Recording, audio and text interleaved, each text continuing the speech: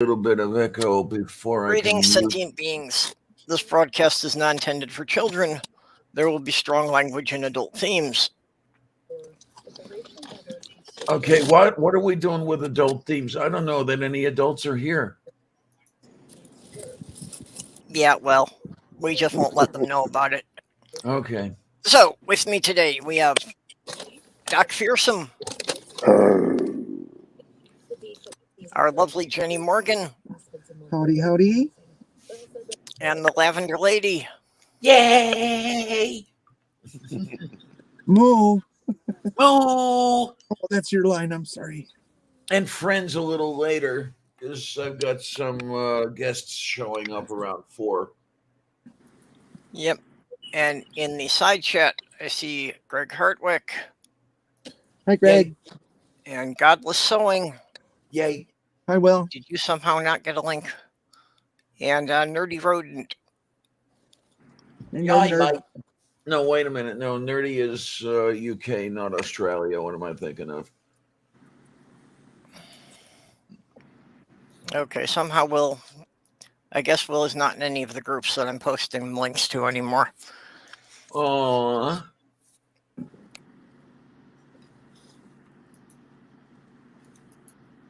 Sorry about that, Will. So there you go. What, Will? Did you perform a mass exit from a bunch of groups? And today is National Unfriend Day. What? Well, I'm sure that anybody who has dealt with Facebook or Twitter at some point has had to unfriend someone. Probably because they disagreed on whether or not rocks are atheists, but we were just talking about that just before you came in, Jenny. God, that is one of the dumbest damn arguments on the planet. It's a waste of time. You know, it's like saying let's argue whether or not Republicans have brains, and of course. Well, like I say, within the frame of a philosophical debate, I see its purpose. Arguing about it on its own is ridiculous. I'm sorry, but I don't even get it on a philosophical purpose. I don't understand the idea of proposing that a rock is an atheist. It just does. It's stupid. Oh, unfriended, I'm gone. We're talking about rocks and atheists. Well, I was saying earlier, I get the point where it could be viewed as an effort to cast the net wide and get as many people under this umbrella as you can. You know, a political thing, just the way. Jenny, we do in the queer community, cast that net wide and get all the people under there that we can. Yeah, but that's because we want to have sex with them, not because we want to have sex with rocks. Hey, Jeff. If you don't think you can have sex with a rock, you've never met my ex-wife.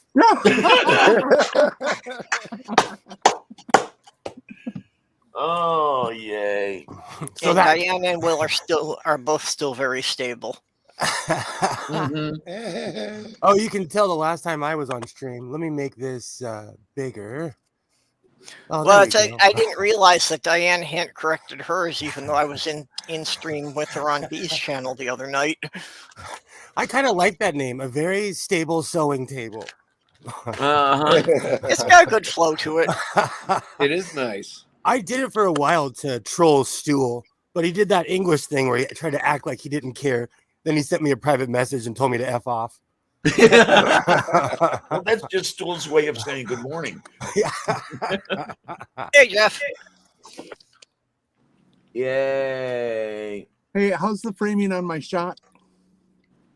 I like that, Nerdy. Are rocks moral? No, then rocks must be immoral. No, there's this thing called Russell's paradox. Yeah, Jenny, we're not seeing your camera. All we see is your little picture in the circle. Oh. Jeff, whatever you're going to say, I said the same thing. I'm so sick of rocks and atheists. I tell you, I've said my piece on it. Oh, there we go. I've said my piece on it now. There's her smiling face. Yeah, now we see you sitting in your car. Huh? Actually, Nerdy, mine was a very stable dinosaur. I dearly love Aaron, but geez, Oh, he just okay, hold on. hammers on that atheist rocks stuff so hard. It's one of those unimportant things that people get in fights over. Well, I don't personally want to have Well, sex both with is- rocks, but I do hear a lot of guys talking about wanting to get their rocks off. There you But, go. What bothers And if me you- more though, what bothers me more about it is the amount of people that I would otherwise respect, seeming to do mental backflips, give Aaron an outness because he's Aaron. It just boggles my mind. But unfortunately, it's just one of these things that seems that every year this argument comes up, and it's ridiculous. people argue from their imaginary authority. I see it online Okay. all the time. Secular Yeah. pagan mom's got a good point. Huh? What? Can the Blarney Stone be a rock? Because the monarch has to be ordained by the church. So does the Blarney Stone have to believe in God? Same Oh, as don't make same me as get so does my... Goon, yeah. I have a Geo, and it's ancient. So Jenny is now giving us a nice view of the river here and a little island out there. Yay. Oh, that's beautiful. So, on Unfriend Day, one thing I do not participate in are stupid arguments like that, or deifying people in a community where we're supposed to, not believe in much. Well, I said my piece on that whole argument this year, but this is the last time that it comes up again in the future, like it's going to, because it's an annual event in the atheist community. It's Oh, like it's so dumb. becoming a tradition. I'm just going to ignore it.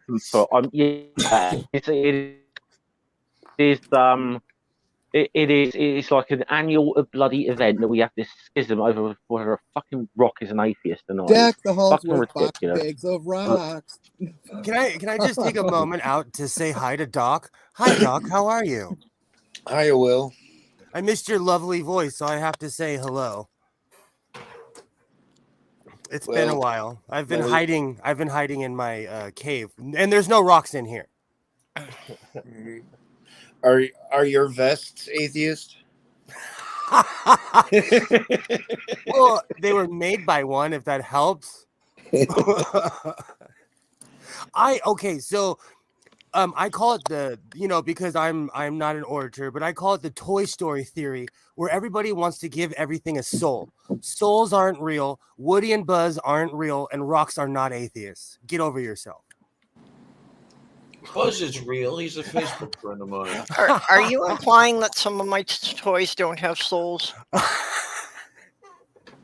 Hey, you know what? I misgender starships. I call spaceships she, because James Doohan did. You can do whatever you want, I thought all ships were she. I thought that was just naval tradition. Me too. Well, Will, though. Well, you want to know something weird? You mentioned Toy Story. Well, I work graveyard shift at a hotel by myself. Mhm. So pretty much I'm active at night when nobody's looking. Just so you know. I do not put that in my head. But you're real though, Doc. Am I? I've got to say, That's a whole other question. I've got a live stream coming up in little under 2 hours. So I'm going to be reacting. I haven't seen this video yet, but I'm going to be reacting to the video by Answers and Reason, because they've been put this thing out called 10 Questions for Atheists. And I swear, if one of those questions is, "Are you a rock?" I'm not going to fucking speak to those guys again. I fucking swear. I have a neighbor who looks like The Rock. I can go get him. Yeah. Oh, that's funny. So, wait a minute. What's going on over here? I'm expecting a package today, but I cannot find. UPS had a GPS thing, so you could kind of see where the truck was, but I can't find it. I had to stop looking at that. Nerdy is The Rock atheist. No, I think he's a Christian. someone actually did someone actually did have this. Was a picture of The Rock, Chris Rock, and Kid Rock. And apparently they're all Christian. Apparently they're all Christians. So Okay, then. Kid Rock is like, a Trump performative Christian. I was raised in a church, and we used to laugh at people like that. Like this is the thing about. Kid Rock's a little rich boy from Detroit. That's just what a lot of people don't realize about him. Because I think a lot of people think he's some sort of, like a redneck or something. Yeah, exactly. Like he plays the hillbilly role to the T, and he's literally a millionaire. He was hanging out with Ted Nugent and Sarah Palin. They do not hang out with broke people. No. Yeah, I had posted a picture of the Thing from the Fantastic Four as being the only person who could really answer if a rock was an atheist. Okay. Can you still hear me, guys? Yeah. Yep. Okay. You're good. Yeah, I was on the mic. I was on the different mic. I wanted this mic. Okay, so now we're on this one. We're good. Okay. Can I ask a really stupid question?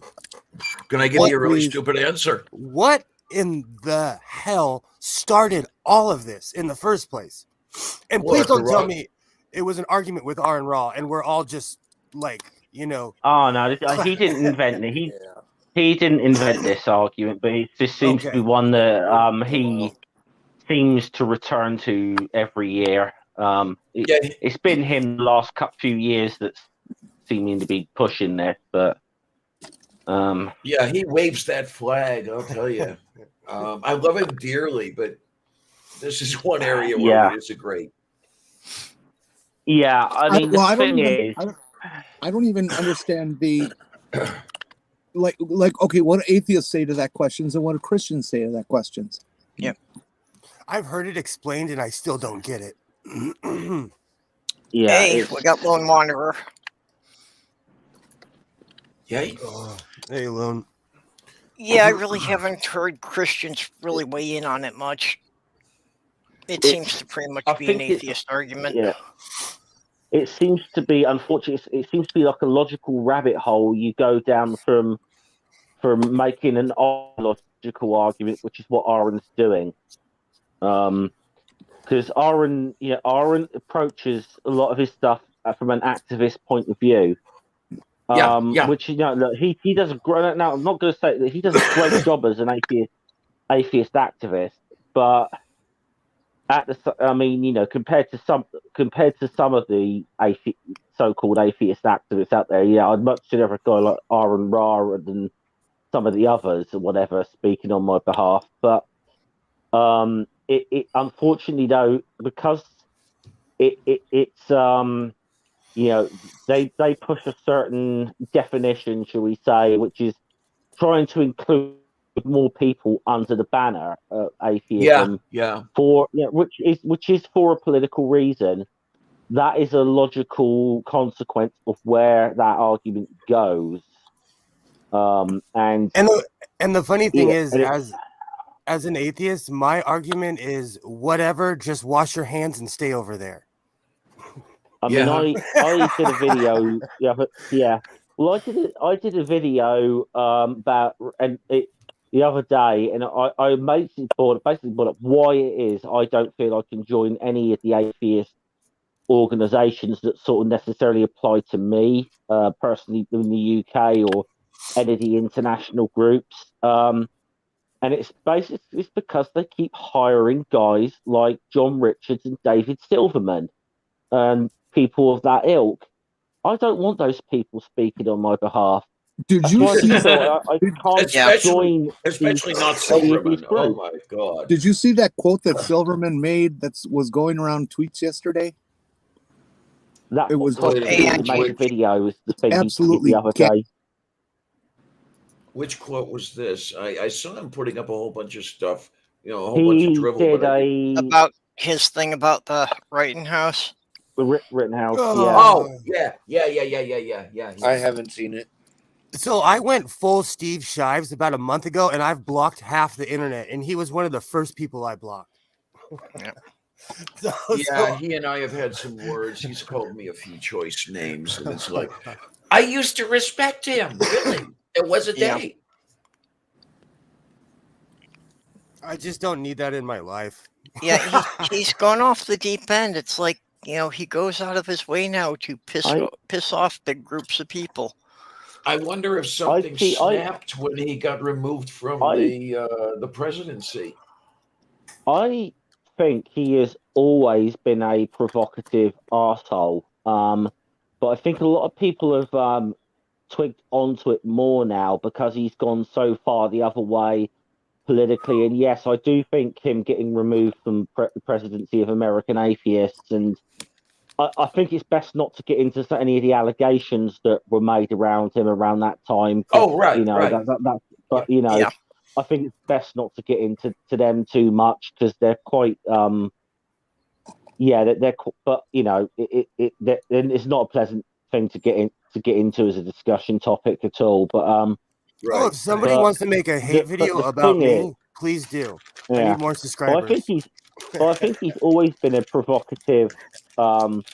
He's always been a provocative arsehole in a lot of ways, but we're noticing it more now because of the things he said. But the thing about what he did the other day is that at least when he was an American Atheist, sort of, yes, when he was being provocative, a lot of the time it's being done in a way where that in a way where it could provoke some kind of sensible discussion from it. What he tweeted the other day was just being a shitlord for the sake of being a shitlord, and it had zero redeeming qualities. You can't even defend it on the thing of he's starting an interesting discussion. It was just I think what happens a lot, is that if somebody has been in the public eye, even in a niche community, and they're kind of removed from that position, then they often get kind of desperate for attention. Oh yeah. So they start being more provocative just so people will talk about them. Okay, then. But he's been hired. He's been hired by other atheist activist groups since he's was kicked out of American Atheists. This is the thing. Hired and fired, if I remember correctly. Yeah, but he hasn't had the kind of high profile he did, 3 or 4 years ago. Someone I really respect and I've met in person, John Barrowman was canceled. Okay? He's not on the BBC anymore. I don't know if the allegations are true. He was a butt grabber. He was a butt slapper. Captain Jack Harkness was like an actual hero of mine. He hadn't worked in a couple years, and he's starting to go to all the cons now. So they're kind of uncanceling him. I don't know. He probably will never be on the BBC again, but he's going to all the shows again and representing Doctor Who. Okay. So it's one of those. Speaking of the cons, Angie's asking if anybody's going to be at Faithless Forum. I don't think any of us can afford to go, really. Nope. Well, I wish I could. Bear in mind, I'm in the UK, and I'd probably have to quarantine for 2 weeks when I got back. That's out of the question. And to be honest, I've never been that fussed about wanting to go to Faithless Forum anyway. So, all honesty, I'd like to go just because there would be a bunch of people there I'd like to meet. But yeah, same here. But it's a 1,000-mile drive for me. And let's put it this way: there's a few people I'd definitely like to meet. There's also be people there that I would not want to meet in years. So I'll leave it at that. Yeah. Yeah. I take that as a given. Like anytime I go to one of my gaming conventions, there's going to be at least a handful of people there that I knew from years past that I would rather never see again, but can kind of ignore most of them. Texas is 1,443 miles from my house, according to Alexa. Okay, then. Yeah. Odd. It's about the same distance for me. Well, Nerdy, Purple's done just about that much a couple of times already when she came out here. I think it's about the same. I love Yeah. driving. I love long drives. I've gone from here to Georgia to Maine to Texas. I love long drives. I don't know if I could do it with a 12-year-old. I don't know if I have the patience. But when I was young, I used to love long drives. Oh man, I used to love night driving, and I can't do it anymore.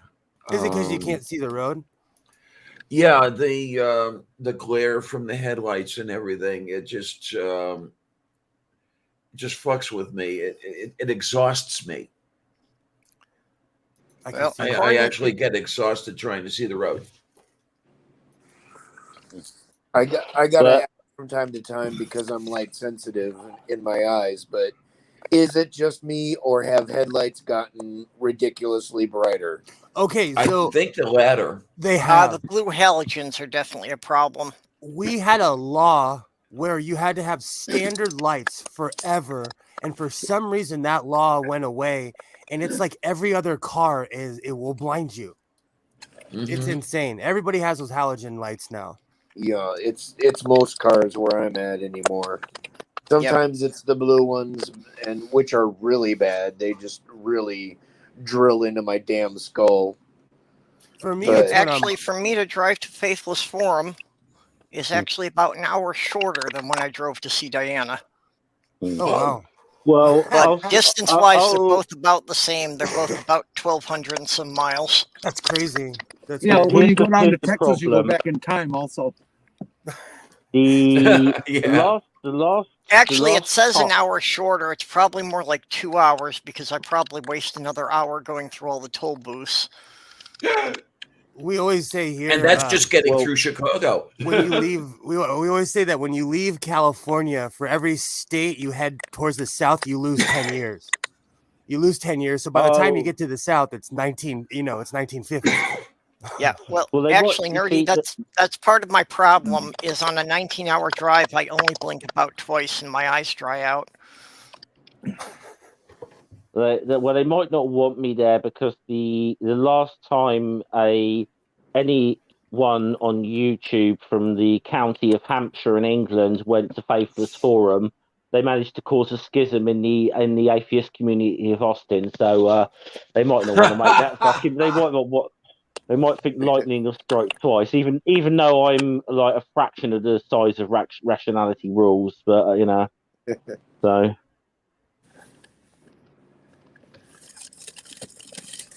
Oh my.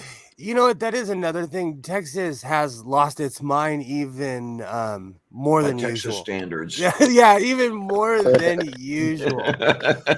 So Well, yeah, for the past couple of years, have Texas and Florida just been having a hold my beer contest? Pretty much. They've lost their damn mind. And yes, California is overrated. Please stop sending your children here. Stop moving here. The sunshine is awful. Women outnumber men 7-1 here. Stop coming to California, please. and the men still can't get laid. Wait a minute, women outnumber men 7-1? Yeah, every prom queen and beautiful person on earth moves here, especially to Southern California. And you want me to I'm just stay away? surprised it's gotten that kind of imbalance. It was higher 20 years ago, and now it's like 7-1. What California needs to do is to encourage all those women when they hit their 50s to move out. Oh, I Demon think- Orb, I think- hi. We honestly, yeah, I can't think of a job where there isn't women there that are the majority. At my job, it's almost like 90% women. It's almost the complete majority at my job. There are a lot of changes going on in our culture regarding gender and public roles. Look how many people are in college and how many of them are women. In many colleges, women are over 50%, even into the 60% of the students.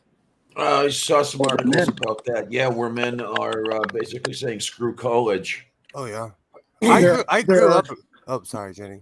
There are jobs where Men used to dominate that. Now women are coming up in the percentages to starting to hit the 50% mark.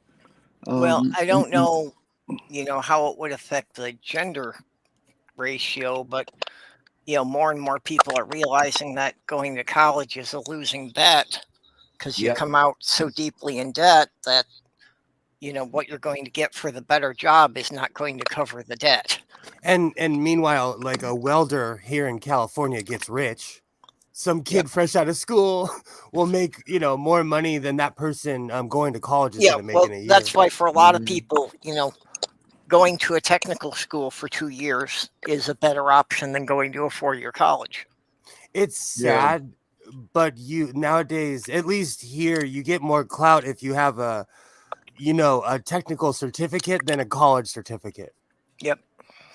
Because we need people that know how to lay concrete, that know rebar, Well, a lot of that is because in the 70s and 80s, there was such a push for everybody to go to college. You got to go to college. You got to go to college.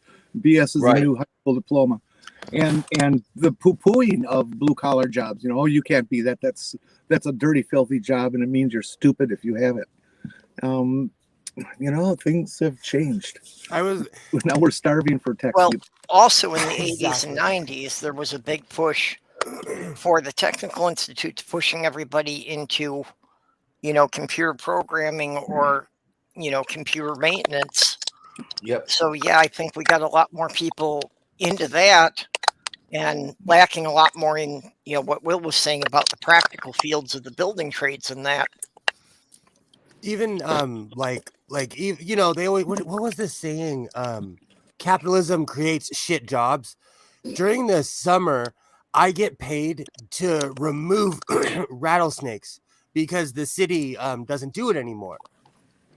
And because no one does it, I can charge an outrageous amount and people have to pay my price if they're scared of snakes. Okay, it sounds like a definite win. I can see that, yeah. It's one of those jobs that people used to do, but no one does it anymore. Or like one of the smartest things my dad ever did was buy a grease truck. Okay. And so there's someone who goes around and gets all the grease from all the, that person makes a lot of money doing that. A lot of money because nobody wants that job. Mm-hmm. But they make like $90,000 to $100,000 a year because they bought a grease truck. I didn't know it was that lucrative, but yeah. If you get a place where nobody wants to do it, especially now in the COVID era, where people are just flat out not working. Ox has a use for the rattlesnakes. We can never, ever, because of what's going on right now with the economy and employment and stuff, we can never, ever allow any conservatives to stand up there and scream about immigration stealing jobs. Because if the immigrants were stealing so many jobs, we would not have an employment issue right now. Well, the conservatives argue out of both sides because they're saying that, that the Mexicans are lazy and just coming here to collect welfare, but they're going to take your jobs. Yeah, how does that work? So, if somebody is too lazy to work and you're afraid they're going to take your job, what does that say about you? See, that doesn't even apply where I live because every other person is Mexican here and born here. Hey, every Mexican-based work crew I've ever seen, whether it's in construction or drywall, or basic carpentry or drywall or roofing or landscaping, they work their fucking asses off and they do a good job. Right now, somebody that I really, really respect who inherited a company from their father like I did, he is putting up a wall by my neighbor's house, and his crew, they literally did the pipes, put up a brick wall, and literally repiped both sides of the fence in less than 2 days. So they did they worked their asses off. Okay, Angie, not me. I strictly only use oil from Alaska. So I say that about California tax money. Like everybody hates California until you find out that we pay most of everybody else's taxes. See, this is what I love it when you get people who go on about foreign workers or whatever being like lazy or whatever, but moaning that they're taking all of our jobs. I said, well, what the fuck does that say about you as a worker? Then these lazy foreign workers can, are getting hired before you do. I almost spit my coffee out. The immigrants coming in are taking the low-paying jobs that most people don't want to do anyway. Yeah. And, like the migrant farm workers especially are living in conditions that no American would tolerate.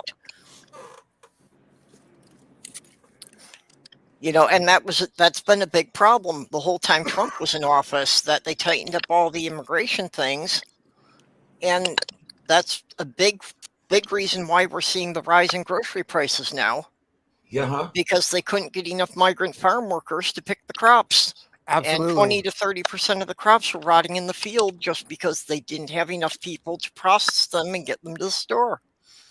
Where I live, on the outskirts, they grow strawberries, soybean, hay, and they are begging for people to come out and pick and help pick all this stuff right now. Well, and especially the soft fruits like strawberries. Those can't be mechanically harvested. They have to be hand-picked because they bruise too easily. Because the migrant crews, first off, when he who shall not be named was elected, a lot of people self-deported. A lot of people just left because they were like, "Oh, all hope is lost." So a lot of those people never came back. So we lost a really good amount of our workforce here almost 5 years ago. And it's kind of just been going downhill ever since then. Yeah. How's it going, Tiny Captain? Oh, hey, Tiny Captain. So it's been like Atheist saying that if we were paying the people to pick crops the $15 an hour that everybody's demanding, we wouldn't be able to afford the groceries. Right. That's so true. And it's an unfortunate thing that people never want to think about, but yeah, our economy basically requires having some level of slave labor. It requires having some people who are kicked down so far that they can be put in subhuman conditions just so the rest of us can have things at a price we can afford. When I was in my 20s, I worked at a factory in good old Stockton, California. We would package breadsticks. And we would be there for 12 hours at a time, and we would do at least $1 million to $500,000 every night. That is a shit job that no one wants, but everybody likes breadsticks, Hey, Philip. Philip. You run through a lot of people in jobs like that because the average person cannot take a menial job like that, where you're just packaging, you're just literally moving your body all day. Yeah, I've had to do temp work like that at times just to, have some money coming in. It gets to you pretty fast. Oh, yeah. 14, how old's my kid? 12. So 12 years ago, they were paying $25 an hour, and people were still crapping out and still weren't able to do it because the work was so backbreaking.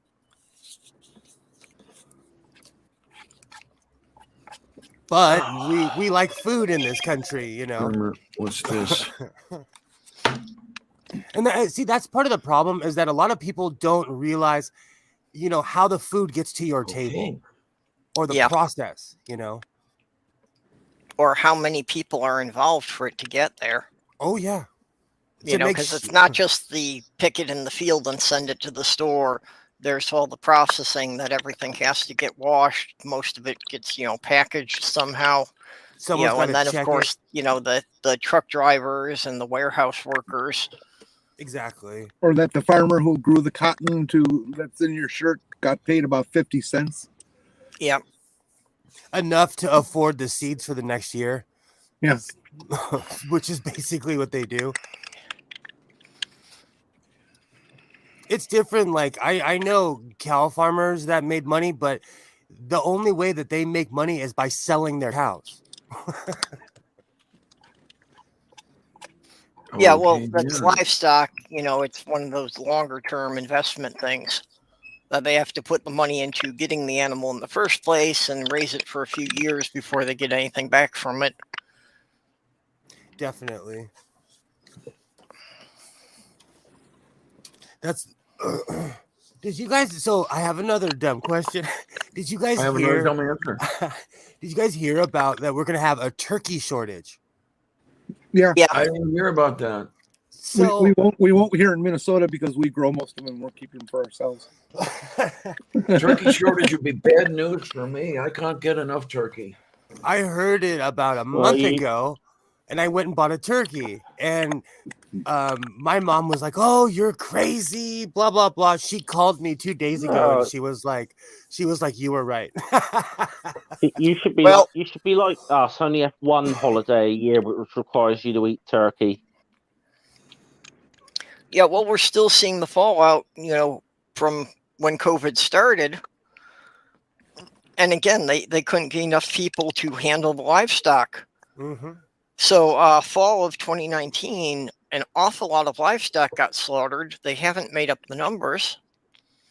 That we did wind up with a bit of a pork shortage. People didn't notice it too much, but think about it that, usually in the fall, usually around October, pork prices get really cheap, and that hasn't happened the last 2 years.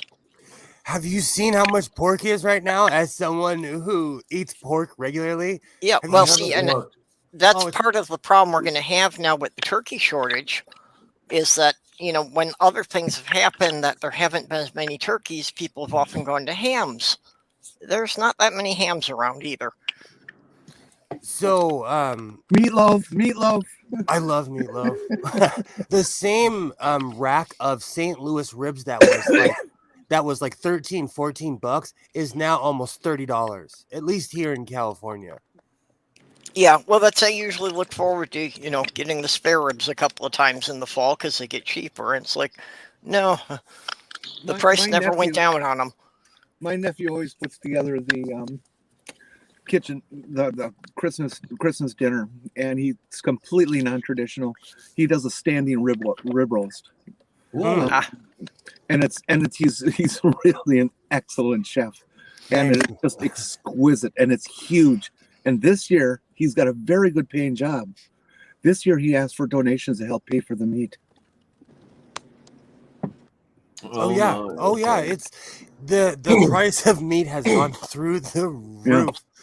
Somebody who I'm kind of famous around here because I wear my New Balance shoes at the grill. And so all my neighbors, like, they take pictures. They're like, "Oh, William is 145 years old." It's a running joke we have around here. But I was getting phone calls where they were like, "Have you seen the price of pork? At least here, it's doubled and tripled." Hey, Robert X, how's it going? Well, and we haven't heard as much about the rising grocery prices because during COVID, a lot of people were getting the bonus food stamps. Yeah. So they really weren't paying as much attention to how much they were spending on groceries. But as that's ending, people are really going to notice the crunch. And last week, I noticed at the store, a bag of broccoli was like $8 or $9. Do you know that's as much as and I literally live down the street where they grow this shit. Yep. I could get on the highway, go north, start heading towards the beach, and there's just beautiful fertile land where they grow massive amounts of food and all. It's literally down the street from me. Well, and then another fall thing I always look forward to. I love pomegranates, but they're usually only available for a couple of months. Uh-huh. And first thing I noticed was they weren't around in October at all, so they were like a month late getting here. And they're still like $4 each. They never got any cheaper than that. This is crazy because Squalmart had a whole bunch of cheap turkeys and a whole bunch of cheap pomegranates. It's convenient to me because it's right across the highway. Walmart did something smart because they are literally advertising, "Oh, we have plenty of turkeys. Don't worry about it. Come on in." So what? Walmart, $1 a pound for the turkeys at Walmart. They're really smart because what they do is they buy out all the inventory of everything. That's why they can have lower prices, is because they have such a high volume of everything. So they can afford to let things go because even still to this day, Walmart is about $3 to $4 cheaper than everybody else here. I guess that's a little bit of why I'm Stu's saying that they'll have to import turkeys from Turkey this year. There you go. I wish that's how it worked. Trust Stu. Oh, I had a friend who was on the Turkey national hockey team, and like they kept on censoring her Facebook page, and they eventually took her page down. Who censored it? Turkey? The country. They would like cut the Wi-Fi. They'd cut the internet off, and then she'd come back and be like, "Oh, you guys are destroying my country," and then it would come back like, "I love my country." Mm. It was bad. It was bad. Because I'm in a million hockey groups on Facebook, and you get to know people, you become friends with them, and it's bad in Turkey. It is bad. Yes, cannibalism does help because it reduces the population while increasing the food supply. Jesus. Who said that? Ox. Well, Demon Orb said to eat people and thin out the population. Wouldn't thin you out. A nod to Jonathan Swift there. If anybody's read what is A Modest Proposal, that's it. Yeah, that was Jonathan Swift. Yeah, I only know that because it's referenced in Christmas Carol. Okay, then. Hey, Robert. I have and Jinzu. Hey, Jinzu. I have extremely evangelical family members, and I'm so sorry. I have a cousin who married somebody who's a born again evangelical. I don't even know what they are, but to her credit, she homeschools her kids, and they are geniuses. But you need exposure to the real world, or you just get weird after a while. And the non-acceptable weird. Tiny Captain has it. It's all a conspiracy. The vegans are hiding the animals so the meat gets more expensive, and we all have to become vegan. It's fucking. I fucking knew it was Peter all the time. I fucking knew it. They have a stronghold here. I wouldn't be surprised. Oh, don't piss off PETA in California. They will show up with 500 people. Mind you, how many fucking dogs have they put to death in the last few years? No, PETA. Well, we should. There's no reason why we shouldn't. There's no reason why we shouldn't eat dogs. I mean, they grow fast. They're probably very tasty. Okay, I'm going to say something. Well, the Filipinos like them. Exactly. I'm going to say something controversial. It's not just because it's not your culture doesn't mean that it's gross. There's all kinds of things that I'm like, I don't like that, but it's not my culture. So I'm not going to dog other people's culture because they do things differently. Oh my! Ox mentioned something here that I don't think I'd ever heard of before, and I think I need to try it. Ox said I do sausage bread for Thanksgiving, and it looks delicious. I've had similar items. I used to make a really great pepperoni bread. If I had to say so myself, my ex would always request it. And yeah, if I could do the pepperoni bread, I could do the sausage bread. God, that looks good. Yeah. Now I'm getting hungry. Well, unfortunately, another thing that's going to be an issue with the holidays, is the people not getting vaccinated. Boy. And Slothgirl's son just had a wake-up call on that. Did he test positive? No, one of his friends did, and is now in the hospital on an incubator. Oh, yikes! So, because of some pre-existing conditions, he's only got like a 40% chance of survival. Yikes! See, well, you see, this is why, because I got tested positive earlier this year, and I was on the sort of vulnerable list. If I'd not been now thankfully I wasn't too bad, but if I'd not been vaccinated, I think I'd have been seriously screwed. And I'm having my booster shot from Friday, so Yeah, they went all around the dialysis clinic giving us all boosters. So I've got 3 shots. That's good. I'm not eligible for the booster yet. I guess the supply is still somewhat limited, so they're only giving it to people who have some previous condition or are over 60. You can expect that probably is going to change in the next week. I figured by the end of the month it would. That's kind of what the case in the UK is. It's only because they prioritise groups for which makes sense. Well, Prioritise the also more vulnerable groups, but also that it was just earlier this month that they approved the shot for kids 5 to 11. Mm-hmm. So if they're prioritizing giving it to the children, I'm all for that. I can wait for my 3rd one. Yeah, but they use people like me as guinea pigs. They're like, all right, let this guy get the shot and see if he lives. When they say vulnerable groups, I'm part of those groups. And I always joke, I'm like, is this like... Well, and it's one of the things that, we've had to say that, friends or anyone who doesn't want to get vaccinated, we can't have them coming around. Oh, yeah. Because Sloth Girl has MS, and some of her medications can leave her immunocompromised. Yeah. So yeah, that's if you don't have your shots, we can't have you in the building. Which brings me right back to my evangelical family members.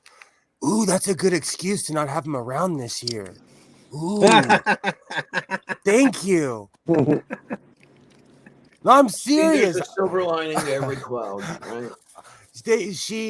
You're not serious. You're gleeful. Well, they brag about not being vaxxed. I'm a grown man. I'm sitting on Facebook in my sewing room, and I'm like, you mother effers, what is wrong with you? Like, I'm talking about. She got me so mad the other day because she was like, she always posts the "Let's Go Brandon" stuff and the anti-vax stuff, or if God made this, or when I was a kid, and blah blah blah. Like, it's all propaganda. And no one says anything. Oh yeah, Tiny Captain mentions. I guess in the Netherlands they're talking about vaccine passports. Yeah, well, he's talking about just going into restaurants and shops that they'll have to have a QR code to verify their vaccination status. Yeah. Oh, is that why they give you that? Oh. Did I tell you guys about So far, I haven't actually had to show the vaccination card anywhere. Around here, they're not verifying it, even if they say they require it. Did I tell you about how there were like 1,000-something people arrested with fake vax cards?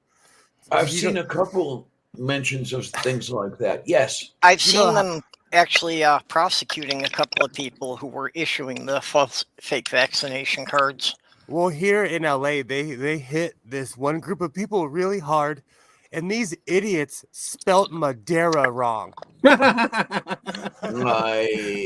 then, so everybody who had that card, they were like, you're going to jail just because you're an idiot and you can't spell.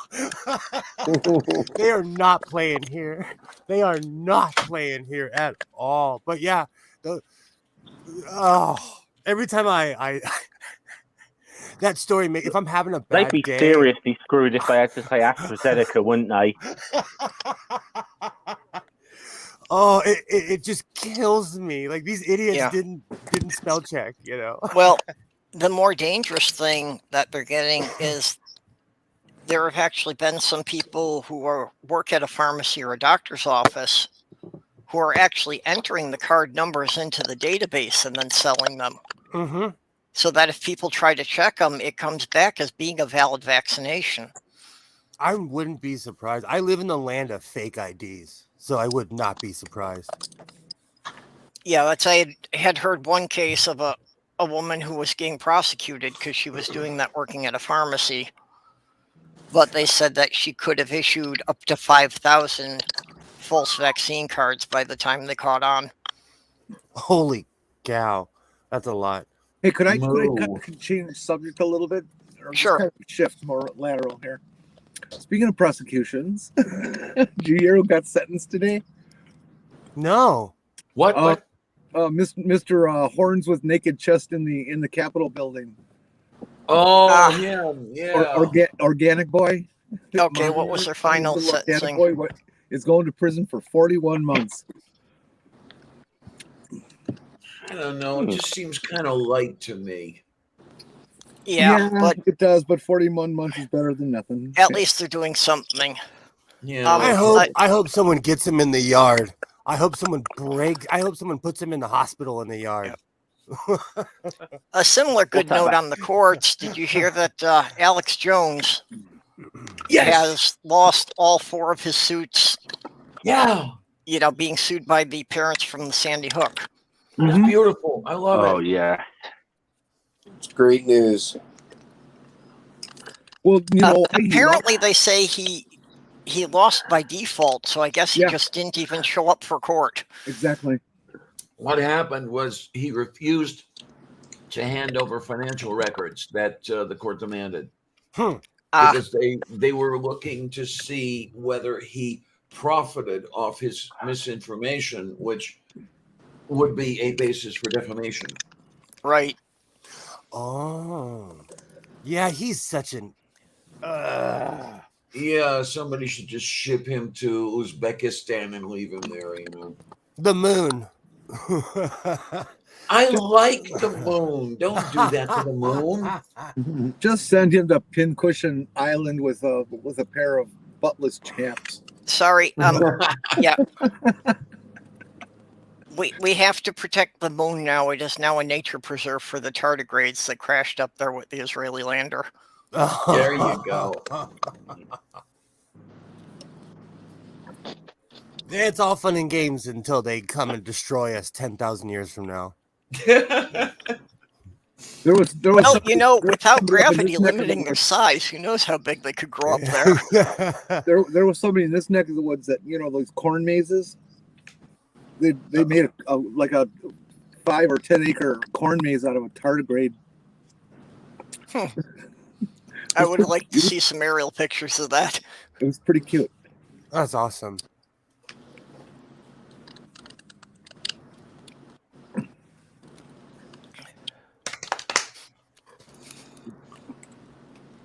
So back to Unfriend Day. I think, you know, though, that's the one illusion that the internet gives people is the illusion of safety. Because you can block people, you can do all kinds of things, because in real life you can't do that. You can't be like, block, I unfriend you. Well, even online though, you have these people, you block them and they just go and, you know, create a bloody soccer account to get around the block or something, you know. I don't have the patience for that. Yeah, a lot of people say they have dedication for. No way. Yeah, a lot of people say they have extra accounts for checking on things like that, and it's like, I'm on Twitter and I see some blog posts, and it's like, I'm not going to waste the time to log in under another account to figure out who that was. Oh, nerdy, I missed that hashtag. Hashtag cancel sewing. I haven't seen that in a long time. Please cancel me. I haven't slept. And in Robert like X's years. hashtag blame sewing. Wait a minute, what do we have? I am a scapegoat, so we can just throw that on the pie. That's pretty. Oh, and Ox got a link for the corn maze that awesome Jenny was talking about. So, okay. Let me get back to the YouTube thing so I can pick up that link.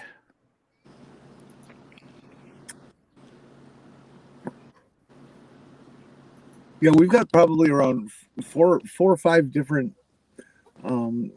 farms that do that tourism farming, I think they call it, where people come out and visit the farm and, you know, get down with the pigs and the salmonella, and that's so gross. and they have these huge corn mazes that I can see people getting lost and dying, and you know, they're so big. I have anxiety just thinking about a corn maze. Here we go. Thanks, Stocks. Oh, that's awesome. There's the picture of it. Mm-hmm. Yeah, it does look cool. Yeah, isn't it cute? Kitty. Well, and just that I really respect that kind of artwork, you know, that the way they calculate all that out to like know, you know, how far you have to move on the ground before making each turn to be able to get this picture that's only visible from 100 feet up. Oh, it's all done by satellite. It's ancient astronauts. Well, is it just the Jewish space lasers that burn the image in? Yeah, Mhm. pretty much. You know, they rent them. what is The Death that Star called? of David. The ancient aliens is such bullshit. They just don't want to say that brown people build stuff. Yeah, all ancient. I've got a meme somewhere that says, you know, just because white people couldn't do it doesn't mean it was aliens. Yeah. That's been my biggest beef with that. And I read Edward von Däniken when I was like 12. And I thought it was crap even back then when I believed in all that hoo-ha and woo-woo. Yeah. You know? Yeah, they say that about the Egyptian pyramids and all the Aztec and Mayan stuff and the statues of Easter Island. Yeah. I had a teacher who brought a film of the Eric von Däniken thing into class. In all seriousness, wait a minute here. Wait a minute. You mean that stuff's not true? It's amazing, isn't it? I have the original, like his first book, and I have it just as a novelty, you know? None of that stuff was done by aliens. It was all time travelers. Yep. Hey, Theo. Hey, Theo. Oh. He just, it's back to woo-woo. Like, with that, you can say anything. I don't know what it is, aliens. It's such BS. You're just filling in the blanks, you know?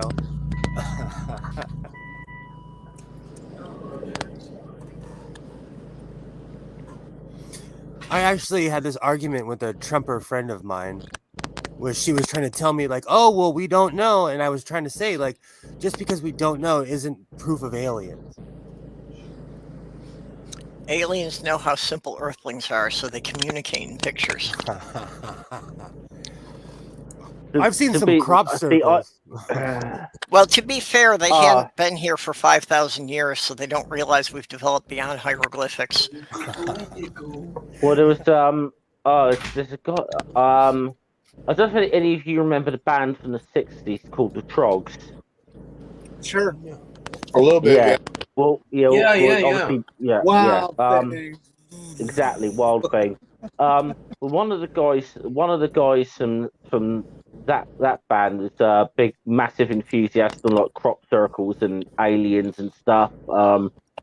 And there was this hilarious thing, which is obviously so obviously a hoax in the mid-90s, with a crop circle which was just shaped like a giant dick. And the guy from the Trogs says maybe the aliens are trying to tell us something, and it was like, yeah, such as if we hear lovers all around one more time, we're going to nuke your planet. I circulated an article yesterday on Twitter that was talking about how things are changing in our government and with regards to UAPs, and how there's going to be probably some very serious money going into a permanent office for review and examination of all these instances, including the current ones, which still have not been able to explain away. There's a lot of speculative naysayers, but when you start looking at the specific things that they're naysaying or what they're saying is the truth to qualify their naysaying, it's a bunch of bullshit, just like anything else. That there really are things that nobody can explain that are just blowing people's minds. It's gonna be interesting in the next few years what we're going to be doing with the concept of UFOs and UAPs. You watch. I believe in nothing until it either lands on the White House lawn, like in Stargate, or comes in a hologram to the president. I need hardcore proof. Like fuzzy pictures, I can make fuzzy pictures right now and say it's a UFO. I'm a naysayer, Jenny. Nay. That's all right. I don't expect anybody to agree with me. Prove me wrong. I hope they prove me wrong. Well, good. You won't be disappointed. I don't consider any naysayer to be a lunatic or just a negative person or anything like that, because I think it's important that we speak about it. Well, Yeah. I do think that problem most is, of that Jenny- stuff is more likely, like the government testing aircraft that they don't really want the public to know about. My pops used to always tell me the military is at least 50 to 60 years ahead.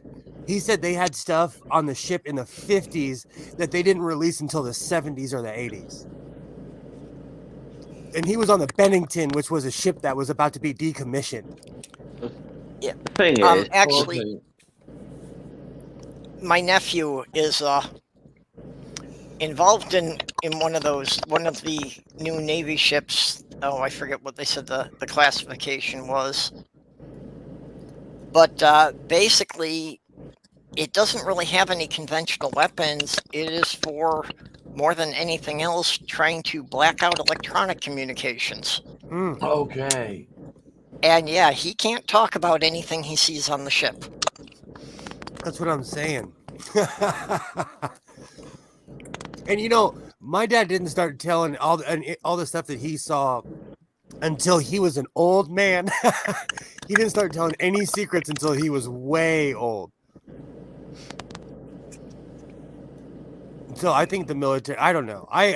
I'm one of those people that thinks it's probably human beings, or I tell the story all the time. When I was in my 20s, I was at Santa Monica Beach with a friend of mine. We were way off. We were looking at the stars. It was beautiful. And all of a sudden, we saw this giant green streak go plop into the ocean. And it was going so fast that it lit up the ocean. It was nickel pyrite traveling at an unfathomable speed.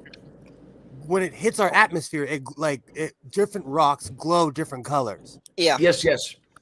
And it wasn't until years later, and I always thought it was something crazy. And then on stupid Facebook, I saw the chart and I was like, that was nickel pyrite. Holy cow. Yep. It wasn't anything special. It was a meteor going, or a chunk going, faster than I could think, Well, yeah, a meteor dropping through the atmosphere can be going at supersonic speeds.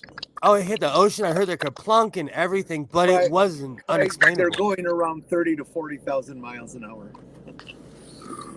It was instantaneous to the point. Is where that all? I thought they were going a lot faster than that. Well, my friend, he looked at me. I looked at him. We were like, "What the f was that?" But it was explainable. That's what I'm trying to say. Eventually, I got an answer.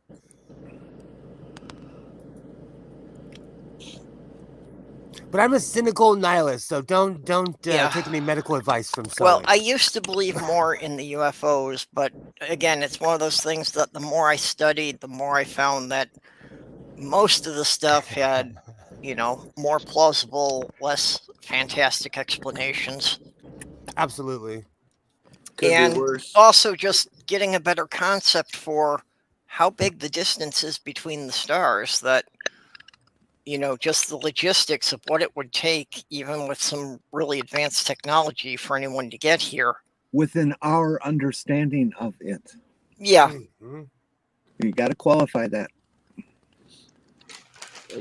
be honest though, you've seen the amount of we see regularly the amount of bloody stupid that there is on this planet. Do you think that even if there are these civilizations that are way in advance of us, they take one look at some of the bloody idiots like flat earthers or whatever, and they'd be like, "Fuck talking to these people." Fuck this Maybe planet. they don't care because we're just considered parasites on the globe, and they're interested in other things that the globe has. I think about that all the time. Like, if something did come to this planet, like, how do you treat ants? Well, actually, it seems to me that's the only real reason anyone would come to this planet, is just kind of like the same reason that we have people who will go into the Amazon rainforest to catalog all the species there. It doesn't really have any practical value. It's just scientific curiosity. Or they really like water, because that's what our planet is just a big ball of water. Oh, And that's the other thing. If aliens were coming here, how much attention would they pay to us? And, would they be more interested in the things in the ocean? Maybe they know how I have a way of harvesting magma and a way to use it for something critical to them. Would we even know that they're harvesting it and taking it away? Okay. Yeah. I mean, I'm just pulling that out of my ass, but how would we know? We don't know what we don't know. I agree with you. Like I said, I still don't believe it until it's in my face. Kind of on a related note to that, there was a discovery of a new mineral that some diamonds that were brought up by magna rising to the surface actually contained a new mineral that scientists had never cataloged before. Oh, wow. Can I offer a correction there? Okay. It's not a new mineral. They're aware of its existence, but they never believed that they would see it in quantities on Earth because of what it takes to create it and the randomness of its survival as it comes up from the deeper regions of the core.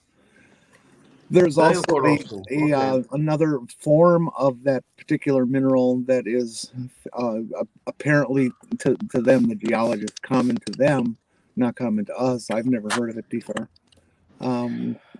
But it's still an incredibly rare thing, and it's just people are falling down over themselves because of the discovery. So the real question is, can I make a sword out of it? No.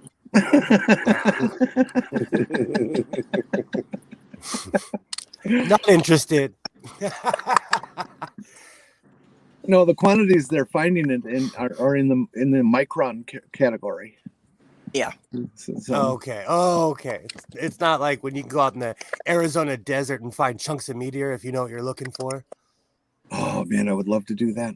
That would be awesome to actually have a piece of a meteor. My cousin lives out in the middle of nowhere, and he's like, I'm gonna take you out because he honestly doesn't know what half of this stuff is. And they have chunks of meteor because he literally lives out in the middle of nowhere in Arizona. Well, they say it just looks so different than everything around it. Have you seen, there's a very famous picture of a man who picked up a chunk and he's holding it in the sunlight. It's like orange and yellow, and it's actually quite beautiful. No, yeah, I've seen photos of that. Did you see the one within the last couple of months? Somebody who was laying in bed and this meteor comes crashing through their roof and lands next to their head on the pillow. Oh my God. Do you know what happens a lot around here, which is scary? Planes crash into houses all the time around here because I live near a bunch of airports. And that's gotta suck. That's just gotta be bad math when you're sitting at your house minding your own business and a freaking helicopter or plane comes through your house. Yeah. I'm reminded of The World According to Garp. You ever see that movie? It's been a long, long time. I was aware of it. I never saw it. Yeah, Robin Williams plays a dude named Garp, and I think he had just married this girl, and they're looking at this house to buy, and a freaking biplane crashes into it while the realtor is showing it to him, and Robin Williams' character is like, oh, we absolutely must buy this house. We have to buy this house. The chances of it getting hit by a plane again are astronomical. That is kind of true. Do you know what I've seen more lately too? Which I don't know if it's because of the time of year or people are just less money. People are going crazy. We have had an unreal amount of high-speed chases. Of people are just giving up on life and they feel like going to jail. Didn't you just have one in the last day or two of some pickup that runs into the back of a semi? Okay, so on that day, we had 4 high-speed chases just on my side of town. Wow. And then last night there was another one. My mom will call me because my dad and I used to call each other and be like, "Hey, there's a high-speed chase on," because it's like it used to be an event, but it's like an everyday occurrence. I live by one of the major highways on the West Coast. I hear them all the time. And it's becoming almost a nuisance because there's helicopters everywhere. How do people think they're going to get away in one of those? So true story. I thought this was crazy. I looked it up. This is a Google fact. 30% of people in Southern California get away. Really? That's what I said. Because they give up the chase, or it's got to be because they give up the chase. No, it's because we have a zoo of people here. So if you pull into them, like I've seen quite a few times where someone will pull into a mall and run out the other end, and they run out with 70 people because let off one shot in LA, everybody will start running. We are trained. Yeah, it's just easy enough for somebody to get lost in the crowd. Oh yeah. Like we are well trained for disasters here. And so people will, if they even think anything bad's going on, people will leave the building. I will. If I smell smoke, I'm gone. I'm not going to get trampled on by people, So I was shocked. I was actually shocked on how many people get away. But there's been more crime lately. And like I said last week, there's been a lot of the Trump type taking on the cops with their AR-15s.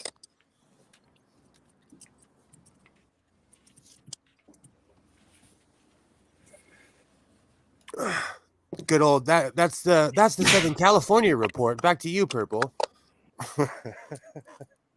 Oh, I was just addressing some stuff in the side chat. It's a mess here in Southern California. Well, as you know, in the Wisconsin report, Kyle Rittenhouse is sitting there waiting for the jury to deliberate. And I don't even want to whether or not he's going to spend the rest of his life in prison. I'm trying not to look because if they let him off, it's gonna be like being from California, like with the Rodney King verdict. I could sit here and name all day all these different verdicts. I think the only opinion I've really ventured on this thing, because I've not really been following it too much, but I think he's probably gonna get acquitted. That's what whether he should be or not, that's another discussion altogether. But that's just what I think is going to happen. I think they're going to take him down on lesser charges. Me too. They don't. They probably don't want to riot.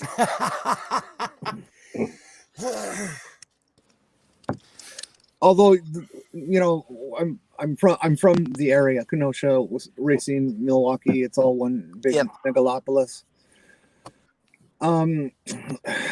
There's a lot of cooler heads that are prevailing right now, and that comes from both sides of the fences. That people are saying, no, we don't want disturbances, regardless of what happens with the trial and stuff. Good. And people are talking in positive, I wonder if as close as you can get to kumbaya kind of attitudes. Yeah. So I'm hopeful that it'll be Wisconsin reasonable. Yeah, that's Wisconsin in general is not, as easily ignited as some other states. I live in a tinderbox. I think he's gonna get off. So that's why I'm being cynical about it. The judge pretty much telegraphed his intentions, so it's kind of like whatever the jury decides, you can expect the judge will give the minimum sentence for whatever he's convicted of. Exactly.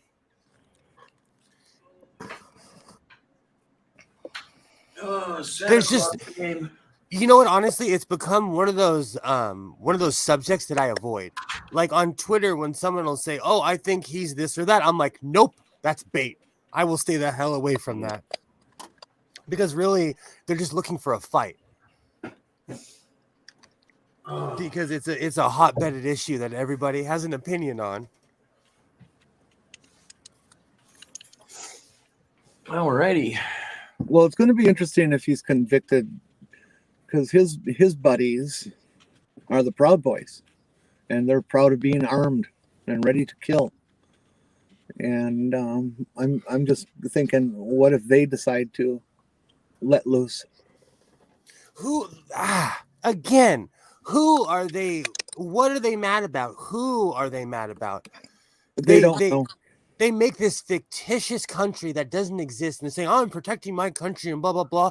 That's not even how the shit works. That's not how any of it ever worked in the first place. I think they want to go back to the Old West, and not really the Old West, but the Hollywood idea of the Old West. I was about to say that they can wear their guns around, and when there's suddenly a dead body on the barroom floor, they can just say, "You all saw it. He looked at me funny," and go back to what they were doing. Was it you that posted that? Yep. Okay, yeah, I saw that. How true. Here's a fun fact about the Wild West.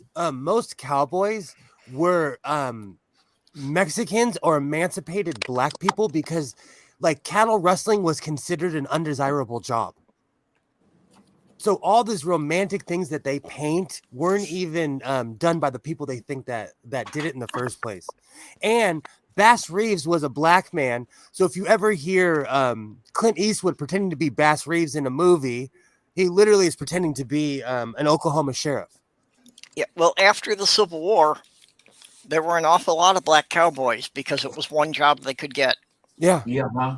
And cavalry officers as well out in the frontier who were cowboys. Were Yeah. And out in the western towns, people didn't give them as much hassle. There wasn't as much racial discrimination because there was just a lot more of, we really can't have the limited number of people here fighting with each other. We need to survive. Exactly. Yeah, I think there was definitely, there's definitely a lot of black cavalry regiments. I don't know how many black officers there were at the time. Because they were very slow about promoting blacks above non-commissioned officer ranks. So my whole point is, like, history gets people, it's told by the victors. Like, one day we'll sit down and have a talk about the Confederacy and why most Confederates kind of look like me and less like the people who are like, I had an uncle. I laugh when someone's like, oh, I had one uncle who was a Confederate. So far I'm at like 23 and counting of people that were blood related to me that fought in the Confederacy, and it's nothing to brag about. It's just about being from America, Yeah, I didn't have any family on the continent then, so people love to twist history and generally you'll find if you had relatives back there at that sort of time, you probably find you have ancestors who are on both sides. Yeah, exactly. Yeah. I do. Yeah, I just didn't have any ancestors in North America before 1904. In my family, the running joke is like we have like 20 something Confederates and only 3 people fought for the Union. And 20 something, but on my dad's side, they're mainly from South Carolina and Savannah, Georgia. So what do you probably didn't have much of a choice really then. Exactly. When I was living in New York, my landlady said that her father was from Austria, but when the subject of World War II came up, she was suspiciously evasive about which side they supported. Yeah. Yep, that's like nobody ever admitted voting for Reagan. Yeah, and how many? Oh, Jenny, that's so true. Didn't he win with like 80? Go ahead, Jenny. There's a similar thing in Britain with Thatcher. No one would admit to voting for her, but she fucking kept getting it in. Hey, when Reagan got elected, he got 49 states with the Electoral College. I was living in Minnesota. We were the only state he didn't get. Do you know, I love watching those like the old the election night 1980 1985 or 1986. I love watching that. Reagan mopped, was it Walter Mondale? Yeah. Destroyed him. Well, I grew up with that stuff because my parents were very politically active. My dad was always a precinct captain. So yeah, it was just every election night, we were always staying up late to see the results coming in.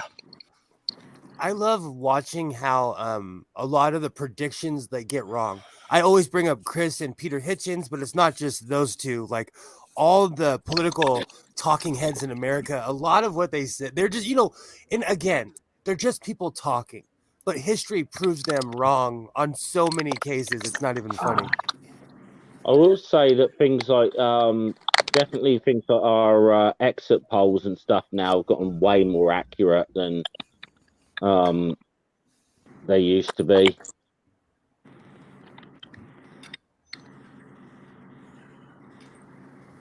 When it comes to like election night stuff, so.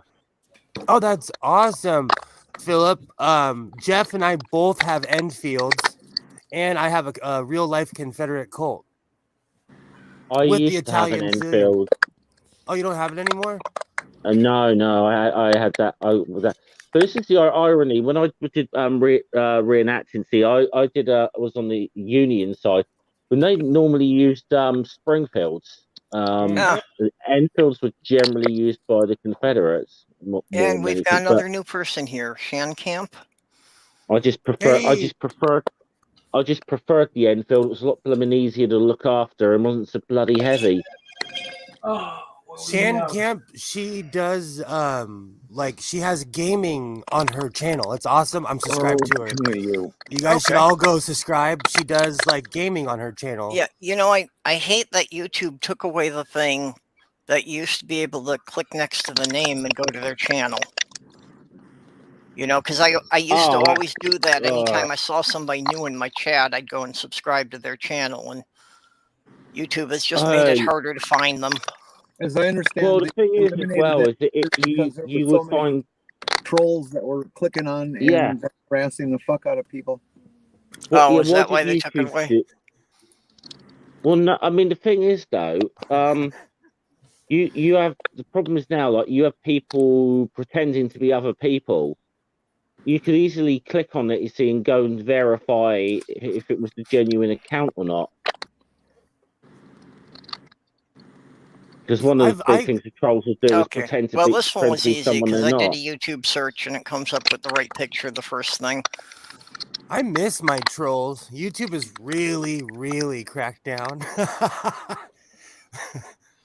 I haven't had any for a little while, actually, but I've had my channel for over 4 years now, and I've only had one troll show up, and they only showed up for one day. And I told them I didn't care whether or not their god existed, and I've never seen them again. I had the guy some people know as Asshole 104 when I got started. Alone. Yeah, I'm just surprised I haven't had a couple more, come in here just to try and stir up something. If you put if you put something like the word atheist or godless or something in your channel name, no purposely, they'd be there in a fucking minute, I'll tell you. Yeah, well, and that was when I was picking my channel name. I was specifically avoiding anything that, mostly I didn't want anything that would limit me to one topic, just because I want to be able to go and, talk about whatever happened to interest me this week. Okay, paranormal stuff, I'll have to check that out.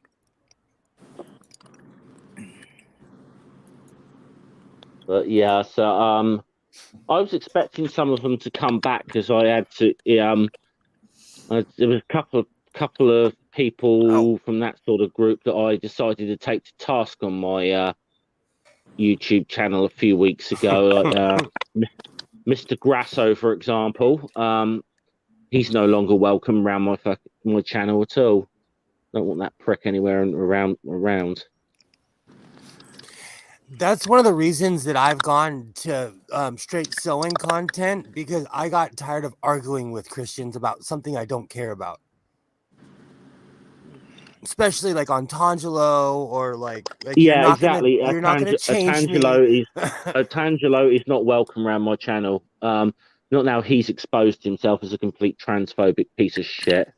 He says, see, I said this a long time ago. He would always say, I identify as a Christian.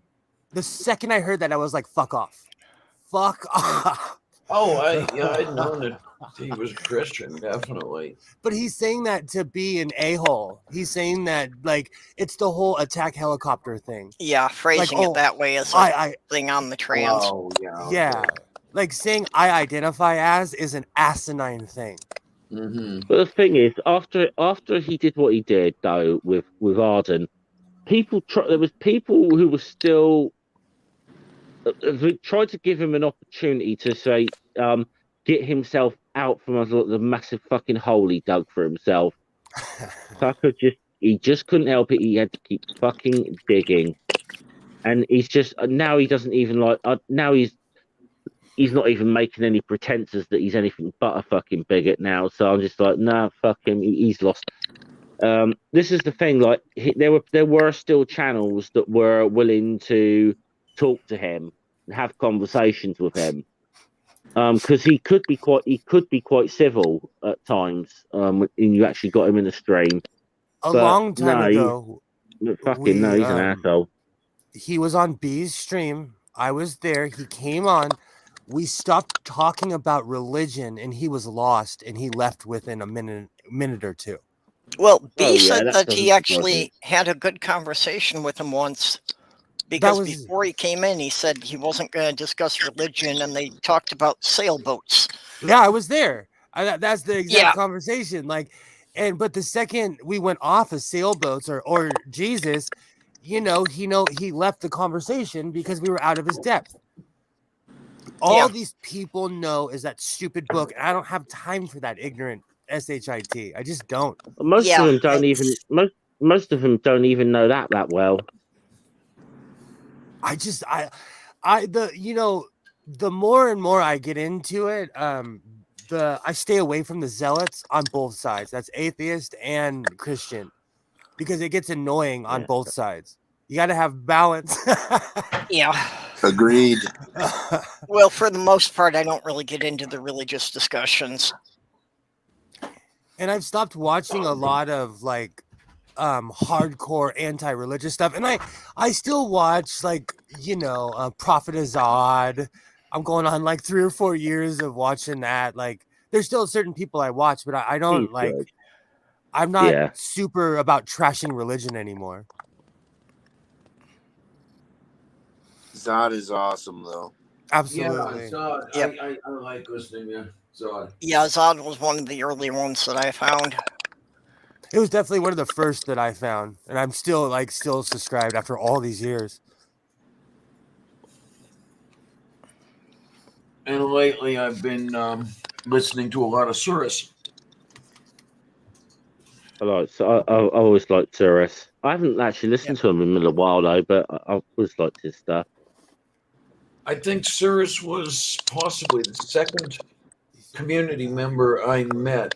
The first being Steve McRae, but I think Steve invited me into a Discord channel at one point, and Surus was there. I think that's the way it worked. Yeah, I've been following Surus since the beginning. I was one of his first 100 subscribers. Okay, then. Apparently, he had a gaming channel before that, but when he started doing the religious content. Yeah, well, he still does the gaming, if I remember correctly, right? Yeah, on Twitch, he still does that. Can you start a Twitch channel and just play could I play my Nintendo 64 on there? I think so. I think that's what a lot of people do.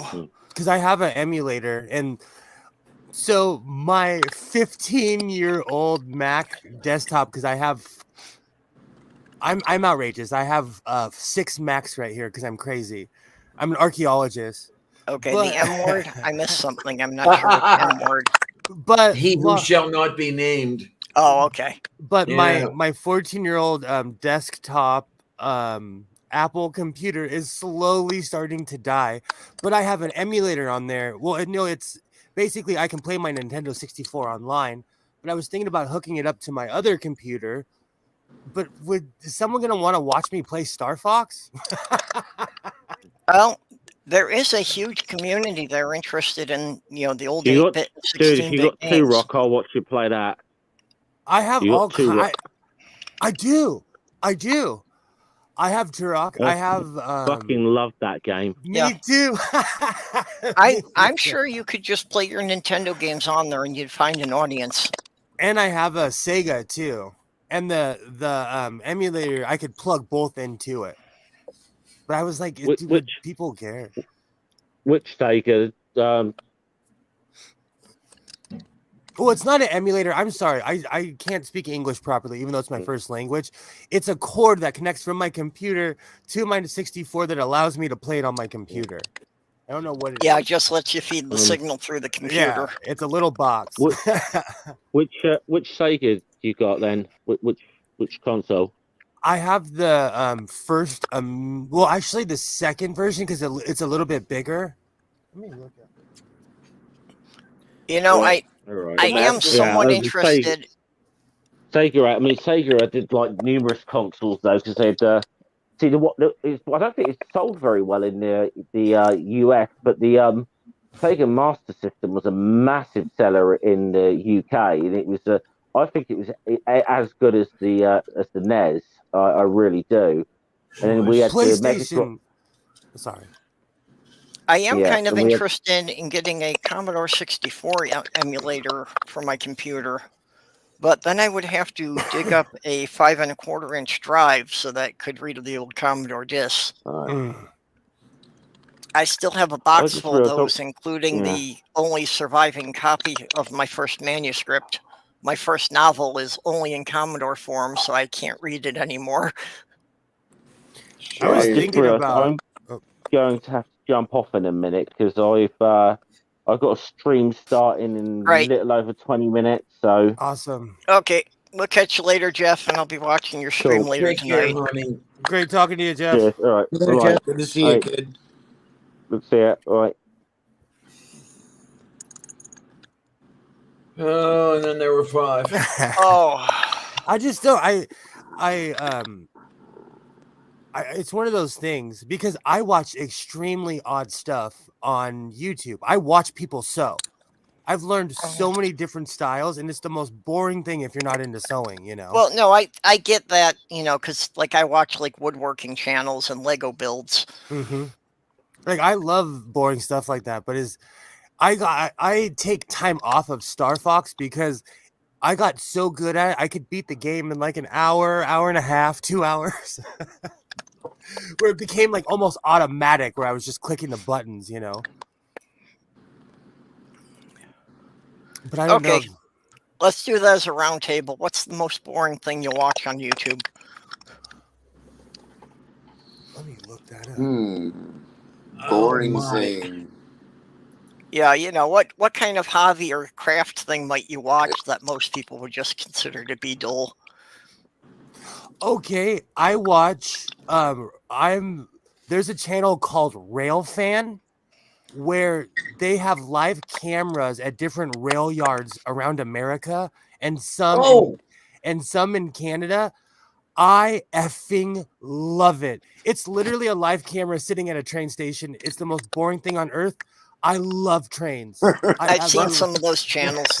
Yeah, I've only got passing interest in trains, but yeah, I've seen some of those that they just have a camera at a train crossing waiting all day for the train to show up. And people know, they'll say that's a line now, blah, blah, blah. Like people know what train it is.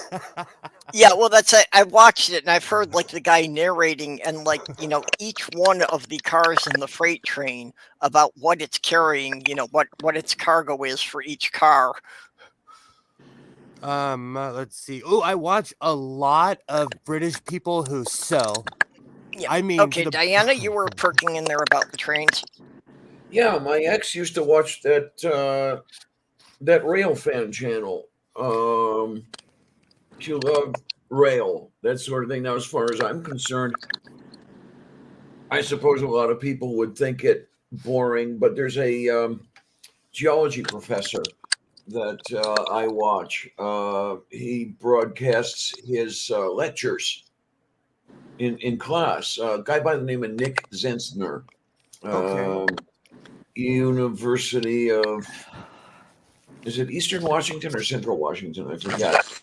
But I find it absolutely fascinating, the geology of the Western United States. But I suppose a lot of people would say, yeah, boring. I watch San Cisco channel, even though I don't speak Japanese. And I understand that there's some people who will tune into live streams just to see somebody displaying a picture of the river and listen to a bunch of people ramble on about nothing. I'm like looking through my list right now of all the. I'm subscribed to everybody, by the way. Let's see. How about you, Jenny? What about? What's the most boring thing on YouTube you might watch? Well, I have watched sewing channels also. Oh God, what else have I watched? I've watched certain car repair videos. That's about it. I'd rather watch something enjoyable and happy. Yeah, Sloth Girl likes to watch a lot of all sorts of different crafting channels, including the ones that do resin casting and the guys who do wood turning. There is one really, really, really boring channel that I know about that I think a lot of people would think it was boring. There's something called Lavender Lady. Have you ever seen that? She's never lavender. Say again, hon? She's never lavender. I keep going to see some purple and there's nothing there. I tried growing lavender and I just can't do it. I can't. Well, she's in purple today. Yeah. Let's see. There you go. Yeah, see? Santa Claus was here today. Got a couple mic stands. Okay, yeah, I saw you assembling. Oh, that. awesome. And I've got another camera coming. It hasn't arrived yet, so I'm going to have 3 webcams and a stream deck, which hasn't arrived yet. And then I'll have to sit down and figure out how to use that damn thing. I have a stream deck also. I need to learn how I can use it. Okay, because I like the idea, if I can manage it, just to be able to press a button and get an audio clip, or Yep. One thing I'd love to do, I don't know how to do this yet, I have to learn, is play a video in live stream and review it. A lot of people have done this. I've seen them do it. I don't know how to do it and have the audio available to any other panelists that I might have. Haven't figured that one out yet. Yeah, actually, Sandy donated a stream deck to me, and I've had it out of the box to look at it, but I haven't actually hooked it up yet. One of the 32 button stream decks or one of the 7 button? Oh, let me see exactly what I've got it here, but it's a bit more. It's like, okay, this one's 15 buttons. Oh, okay, yeah. I got 3 rows of 5 buttons. I don't even know what that is. What's a stream deck? It's more or less like an extra, like having a 10 keypad that's just loaded with macros. Mm-hmm. And you can play clips, play audio, you can change your scenes, you can do all kinds of crazy things. You just attach it to each of the keys. Yeah, it's just you have it pre-programmed for stuff before you start your stream, so you don't have to go digging for links in the middle of the stream. Oh, I see. Okay, that makes sense. You know, or the people, you know, who have like a recurring sound effect that they use in that.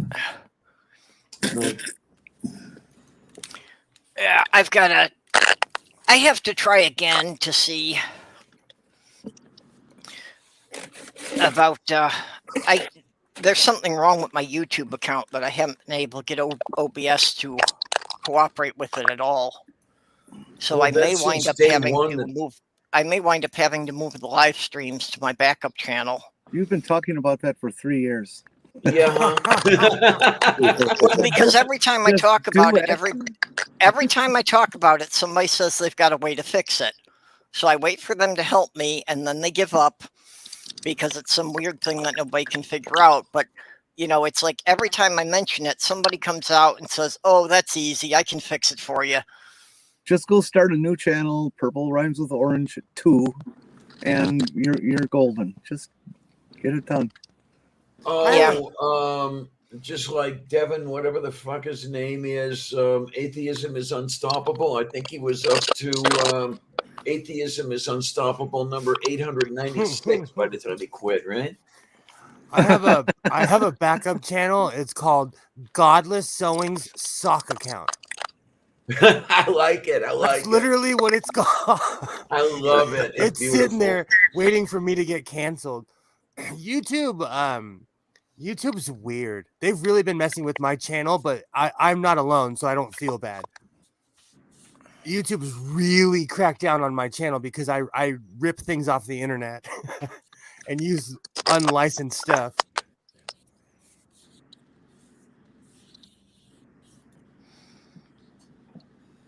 Oh, my gardener's here. I liked the song you used in the last video. RV. Well, I love that. I love Faith No More.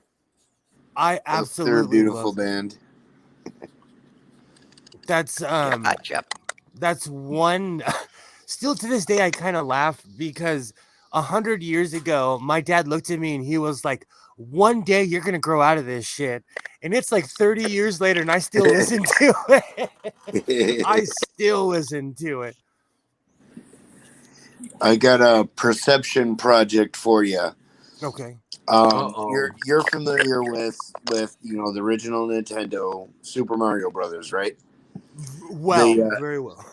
The stages where you swim. Mm-hmm. The music. Compare that to RV. Oh, you know what? I'm gonna have to look that up now. Listen to them together. They're not quite the same. They do go different ways eventually, but they're very similar. When I was younger, my cousin, who they would have diagnosed with something by today's standards, he used to sing Nintendo songs. So he would like, he would sing all the Mario songs. I whistle them all the time. Because I had a PlayStation. That's one of the reasons I fell in love with my 64, because I played it more as an adult. And all my friends had 64s, but I get some of those Mario songs stuck in my head. Oh, yeah. To the point where I don't even want to admit it. Well, when you play them like 8 hours at a time, it gets imprinted in your brain. I call it Mario therapy. It's my way of like tuning out the world for an hour. Being like, F you, I'm going to put on my Nintendo and ignore everything. Yeah, I know a lot of people who switch off the video game music and play whatever else they want to play for music. But I find I generally prefer to listen to the music made for the game, I'm like that with Sonic 2, because I was right in that age group where I played Sonic way too much. And then when I was in the 8th grade, I got mono, and I was quarantined in my house for 5 months. Jesus Christ. So I, I became very well acquainted with my video games. And it came to the point where I could hit, like, again, just like Star Fox, you could blindfold me and I could beat the game, And when I got this Sega, I found Sonic 2. I purchased it, I brought it home. I beat the game in an hour. I hadn't played the game in 20 years and I beat it because I remembered all my old moves, Swanky. But I played it so much because I was quarantined. So be careful who you kiss, kids. Don't ever take medical advice from Godless Sewing. I got it bad when I was a kid. Nothing on this channel should ever be taken as medical or legal advice. Everything on this channel should be taken seriously. Come on. That's what I found out as a kid. My doctor grabbed me. He's like, "You have a lower immune system. You need to learn what that means." Which, coincidentally, he is still my doctor to this very day because he couldn't take being a pediatrician anymore. Universal disclaimer. So Don't do anything that you can sue me for. So he delivered you, and then he's going to sign your death certificate? Is that the way it works? Well, he talks like, with the way I treat my body, yes. Okay.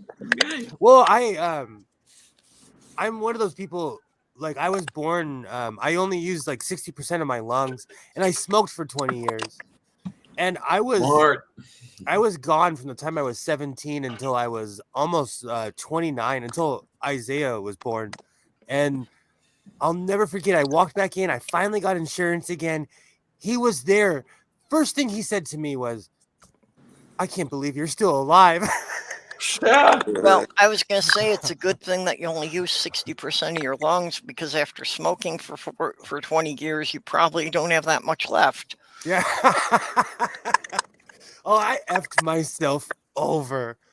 But I always think, I made the choice, so I don't feel sorry for myself. And the sad thing is, every male in my family that is of my complexion has died of lung cancer. Going back 4 generations. Now, I'm amazed that it's my kidneys that failed after I had smoked for half a century. Exactly. The only relative I've ever had that got lung cancer never smoked a day in his life. Oh, wow. My dad beat off 3 different types of cancer before he finally died. But he didn't smoke, but he chewed tobacco for over 60 years. Okay, then. Chewing is so addictive, it's not even funny. Yeah, so he had cancer of the lips and the larynx. I chewed for a while. Yeah, that killed a friend of mine. In the end, it wasn't even the cancer. He beat all of those, and it was Parkinson's that got him. Oops. My grandfather, who was one of the healthiest, never smoked. He drank a lot of scotch, but he got Parkinson's. And he walked 2 miles every day. He ate right, So scotch is good for you. He was a 1950s type. So he always had a scotch in his hand. And my. I come from older. Like, my dad was 43 when I was born. So, there's, we're going to have another kid. So everybody was way older than me and my family. The MSB toasted, and I toasted my high school graduation when I was 16 with a shot of scotch. And I was instantly hooked. I love scotch. Oh, yeah. Oh, yeah. And rye whiskey I also like. Rye whiskey, don't let me down. Gonna pour myself a drink and go wander around. I know all the old Moonshiner songs. Don't even get me started on rye whiskey. My sister used to sing that damn song all the time. I love the rye whiskey song. If the ocean were whiskey and I was a duck, I'd swim to the bottom and never come up. And you can't get a copyright strike on that because there's like 900 versions of it. Yeah. I love the Rye Whiskey song. I had a problem with Moonshine to the point where career alcoholics were, they did an intervention on me. And I remember I was in the room and I was like, you guys are all drunks. And they're like, but we're not drinking Moonshine. I had a problem with Moonshine. I liked it way too much. And it did not like me back. I've never actually tried any homemade moonshine. Anything where you have the potential of going blind while drinking it, I would advise against. Anything that you can,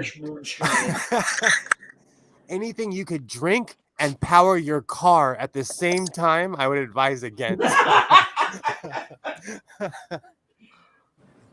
Even the legal stuff will put you in the hospital. Platte Valley, even that stuff they sell in the jar, that watered down moonshine, that's still damn near wood grain alcohol. It will put you out. I had a problem with that. I had to learn to say no to rye whiskey. A bit better than drinking turpentine, though. They're not too far off. I'm about the opposite. It's difficult for me to say yes to alcohol. Well, it's interesting.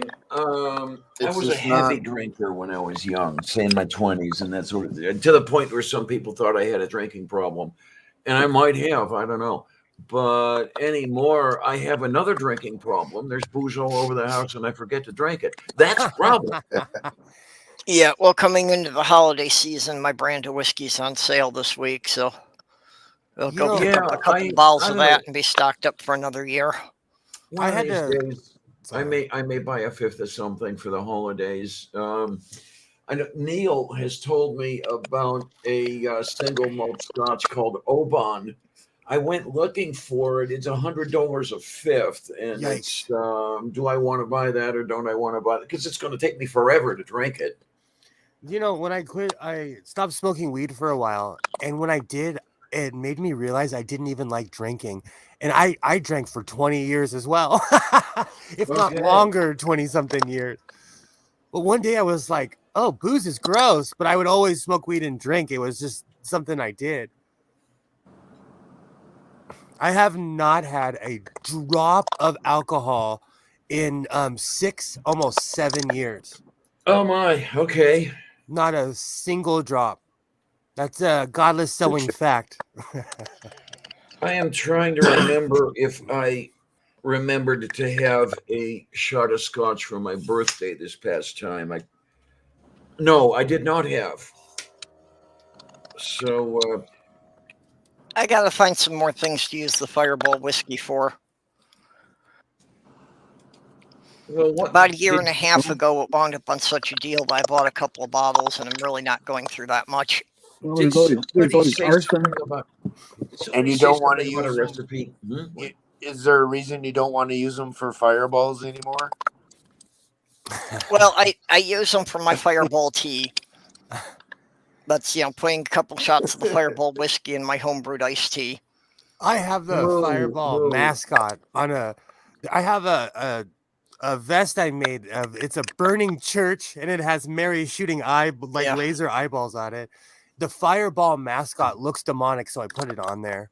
Yeah, just like a year and a half ago, it lined up things that they had it on sale, and there was a rebate, and I had a coupon, so I wound up getting the stuff for $3 a bottle. Ooh. Oof. That's like when I bought $2 vodka in Oregon to fill in a watermelon. Then I found out why it was $2 the day after. Yeah, I still have 3/4 of a bottle of cheap vodka that I used for making the Drunky Bears. Because, you need something that sweet with that shit to get it down. Yeah, exactly. Exactly. That's where, now I know what I should do. I should make schnapps balls. The way some people make rum balls, I would use peppermint schnapps. That would be fun. I used to do with like a cantaloupe or a watermelon where I would empty it out. You seriously have to drain it. And then you put whatever you want in there and it soaks it right back up. Wait a minute, Talisker? Yeah, that's a brand I'm not familiar with. Single malt 57 is my favorite. Huh. Okay. Secular Mom saying that makes good gummy bear shots with the Fireball. Okay. Oh, look, miniature gift box. That would be good for me to try it. Now, can you even get it in Pennsylvania? The thing is, you could probably get it, but for how much? That's always my beef. Like, well, this Talisker miniature gift pack has three bottles. I'm trying to see how much you get in each of the bottles. It's $19. that's not bad. Oh, here it is. 15 centiliters. So you have 5 centiliters each. So 50 milliliters. So a shot. That's not bad. It's not bad at all. Actually, it's 50. Isn't that closer to 2 shots? I thought a shot was like 30 milliliters. Oh, okay. It could be. I have to look it up again, but that's what I seem to remember. Ever since Brexit, there's this place I used to order patches from in the UK all the time. Their $5 patches now cost me $50 with shipping and handling. So it's not worth it anymore. And I feel bad because I'll probably never order from that company again. That's nuts. Yeah, okay. God, I bought this selfie stick. Oh, he's got a job. You let that lizard live its life. Leave that lizard alone. That's you don't hear crickets in here. That lizard is doing its job. Isaiah just discovered a lizard. Yeah, it's just a little under 30 milliliters to a shot. This converter says it's one shot is 29.57 milliliters. I am going to have to look for it because I'm always interested in trying the new stuff. That lizard filled out its W-2. It can legally work here. A lizard? Fine wine and good spirits. So okay. my house is infested with crickets, and we've had a really uncharacteristically warm winter where it was 90 degrees 2 days ago. So the plants are still growing, and all the lizards and birds are still around because they think it's summer again.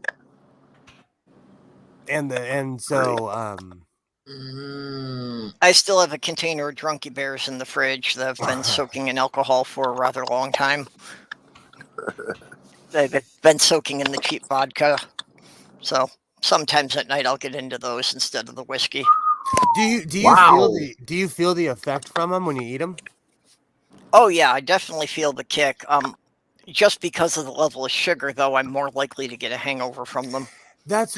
So a long time ago, people used to always give me those chocolate liqueur that have liqueurs inside. Mm-hmm. And I don't know if it's I got drunk or if I went into hypoglycemic shock. Like I couldn't tell half the time, you know? Well, the other thing I have to watch for with any type of candy or that is what type of sugar they use. Because I'm allergic to sugar cane. So if I eat cane sugar, I'll get a headache. I'll feel just like I got a hangover just from the sugar. But if it's beet sugar, it doesn't bother me. That's interesting. I'd love to know what the difference is. I mean, this is even after you refined it? Yeah. It's great. It's weird. Yeah, there's still something in it, that has enough of whatever it is in the plant that I'm reacting to. Uh-huh. Crazy. But yeah, it gives me really bad headaches anytime I have cane sugar. And that really got to be a problem when I was drinking Pepsi because, the soft drink companies will provide the flavoring, but it's up to the local bottler to provide the water and the sugar. Yeah, huh? So whether or not it was cane sugar or beet sugar could vary from city to city. So like in Minneapolis, I was fine with the Pepsi. In Chicago, the Pepsi was giving me trouble. That's like when I lived in Mexico, they used real sugar in their Pepsi, and I became addicted to Pepsi in the glass bottle. It tastes completely different in America than it does in Mexico. Yeah. Oh, Well, yes, these days they've absolutely. pretty much all gone to corn syrup, so that doesn't bother me. They just started selling the what we call the Mexican Cokes and Pepsis and 7-Ups here. And the only from difference, time to time, I've seen cases in the store of what they call Pepsi throwback. yeah.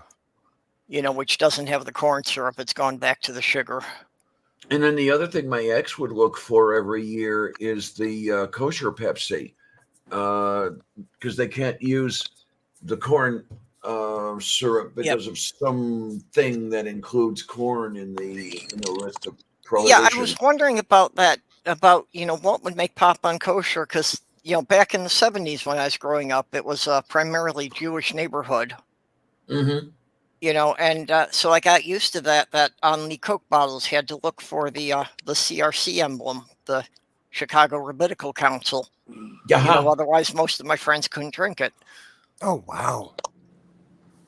Strange. On the flip side, I was trying to figure out what it was that was different, and the only thing anybody could tell me that was different was apparently it was a procedure that a rabbi had to go and inspect and basically bless the plant. Yep. The rabbi had to do this ritual over the production equipment for it to be kosher. I worked at a meat packing plant, and the rabbi would literally come in and do a bunch of hand wavy stuff over the potential food. Mm-hmm. And I thought it was so much more, but it's literally hand wavy. High fructose corn syrup gives me heartburn. Really? I drink so much. It aggravates heartburn. I It's a think common side effect. That's crazy. I grew up around Mormons, so I didn't drink soda until I was 25 years old. Yeah, no, actually the gummy bears soaking in the vodka, I actually had some that got left that way for several months, and they still maintain, enough of their integrity that you can still pick them up and they're still chewy. Oh, wow. So they just don't really dissolve in it. Do they blow it up real big? Do they swell up? Actually, if you're going to make drunky bears, the best thing to do is leave the gummy bears out for a couple of days so they get a little dehydrated. And then when you put them in the alcohol, then they soak up more of the alcohol. Yep. Oh, moo. That's an idea. I used to put Jolly Ranchers in vodka. Just because I liked the color. Just because I liked the color. Yeah, the other day somebody was talking about just dissolving jelly beans. It makes your vodka taste better. But again, I was drinking cheap vodka. Well, the whiskey I like is Windsor, which is, it's a middle shelf. It's not the cheapest stuff, but it's not the high tag thing. Yeah, Canadian. Yep. Yeah. I was addicted to Telmore Dew and Chivas Regal. Oh, jeez. Yeah, okay. I was addicted to that stuff. Well, there's my thing. I drank blended scotch for a long time, but I'm more the single malt person as I've got older. Well, it's a difference of how you're drinking it. I mean, there's a difference between just a whiskey that you're sipping straight, and I can go with a little bit lower grade because I'm always mixing it with ginger ale. So when you've got a sweet mixer, it takes the edge off if it's a little harsher. Oh, man, the female slimy bastard would always glare at me when I had a shot of scotch because I was drinking it neat. That's the way I like scotch. And, as far as she was concerned, that was being a lush. So I don't know. I come from a long line of alcoholics who judge people, so I understand that one. My family's got so many alcoholics they can't even afford to judge them. Yeah. There you go. Serious Oh, question man. for you, Diana. If you have a donut with your scotch, are you having your scotch neato? Yep. Damn it. Now I'm craving a donut. And scotch? No, I quit drinking a long time ago. The only thing I really crave, and it would kill me right now, are cigarettes. I still have dreams that I'm smoking. Like, smoking was my pastime. It was my way of ignoring people. And ever since I quit smoking like three years ago, I miss it. But I can't breathe, so I can't smoke nicotine. Yeah, you and I quit about the same time, didn't we? Yeah. I still to this day, I'll have a dream because there was nothing better than getting in my truck. I would drop off my kid and I would I'd be driving down the road, smoking a cigarette. Oh, I miss those days. I tell you what's weird is I still smoke in my dreams, and in the dream I'm there with the cigarette, and I'm thinking, why am I doing this? I quit 3 years ago. One of the weirdest. What, Jenny? Were you talking? No, Doc was. Okay. I have never had a dream in which I was smoking, not cigarettes anyway. Okay, then. I think a lot of it's anxiety. Like, I griped about how I've never had a like Star Trek kind of dream. I've never had a dream that I was on a ship, and then I did. Yeah. So it's one of those things, you know. One of the weirdest things I still encounter on the internet is anytime I'm watching Julie Wine and Reason. Mm-hmm.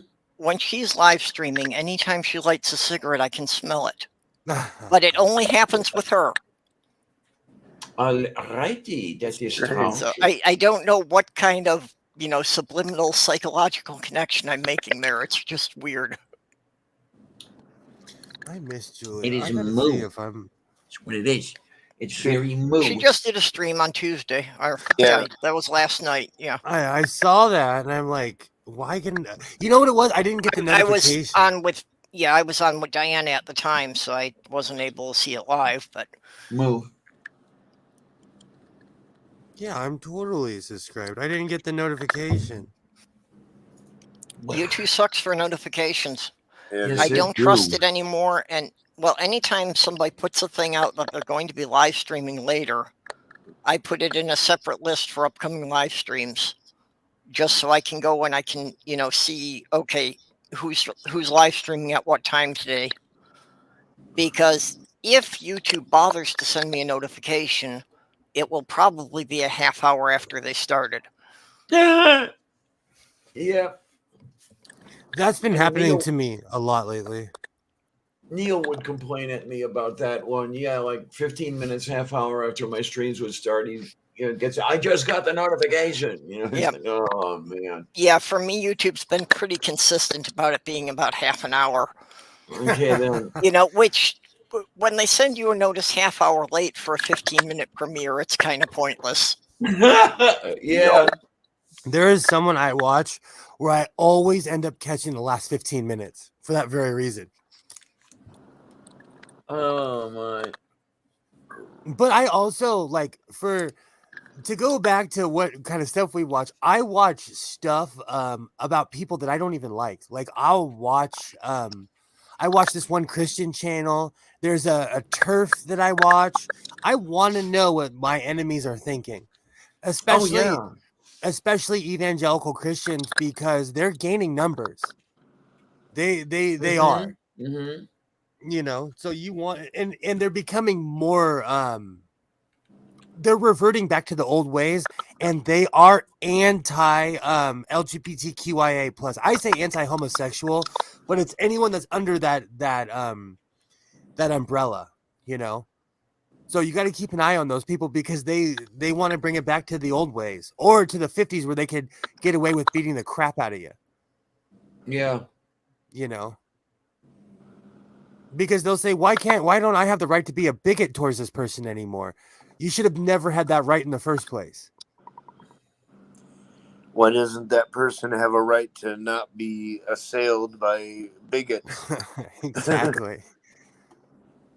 Yeah, and that really is what they're on about, is that they don't like the idea that they have to start treating everyone else as equals. It drives me crazy. I don't like. That's what 90% of their whining is about. They'll always say, "Oh, well, back in the day. Oh, well, back in the day, life sucked for people like me, and you can shove it." You know, it drives me crazy. And it's all over superficial differences. Absolutely. Sure. Yeah. That's why my rule is like, okay, if I don't like something, I just don't participate in it. Mm-hmm. If I don't like someone, I stay away from that person. There's a bunch of people that you guys hang out with that I don't like. I don't say anything because it's not my effing business to police other people. You know, I just don't get it sometimes. Maybe it's because I live in my bubble and I dance to Janet Jackson in my garage and mind my own business. I'm on this Rhythm Nation kick right now. I'm literally reliving the 90s. I do the dance and everything to the point where my son is like, Pops, that's old people music. Oh, I'm big on minding my own business. Oh my! Wait a minute. And throwing my Twitter link out in the side chat for anybody who's not connected with me. But also for anyone who's interested, everybody on the panel, I always have all of their YouTube and Twitter links in the descriptions. So if you saw anybody in here you're not following somewhere, you can go in there and get the links. Awesome. Hey, Mark. Are you Korostu? I'm back to A. I am picking up a Minnesota accent again.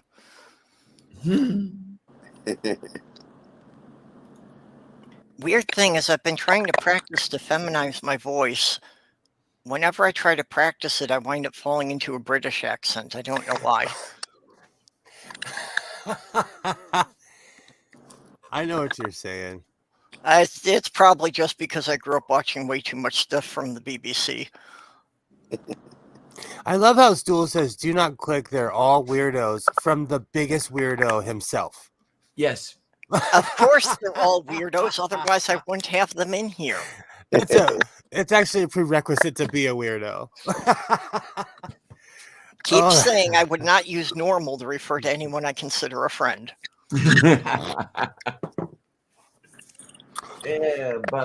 Oh, that's like someone I truly love the other day said to me, that's not normal. I said, what's normal? Or someone recently told me that they're like, man, you lost it. And I looked at them and I said, I never had it in the first place. It's good for you. Okay, yeah, I've copped the old 7-Up slogan. Never had it, never will. I love you, Robert X. You are awesome. Damn right, Purple. I live by that. I always say that I'm a washed up has-been. Especially because I never got there, so I'm only a wannabe has-been. I shaved, so I'm not showing my age anymore. All the gray hairs are gone. I'm back to showing my beautiful chin and not admitting to what my age is.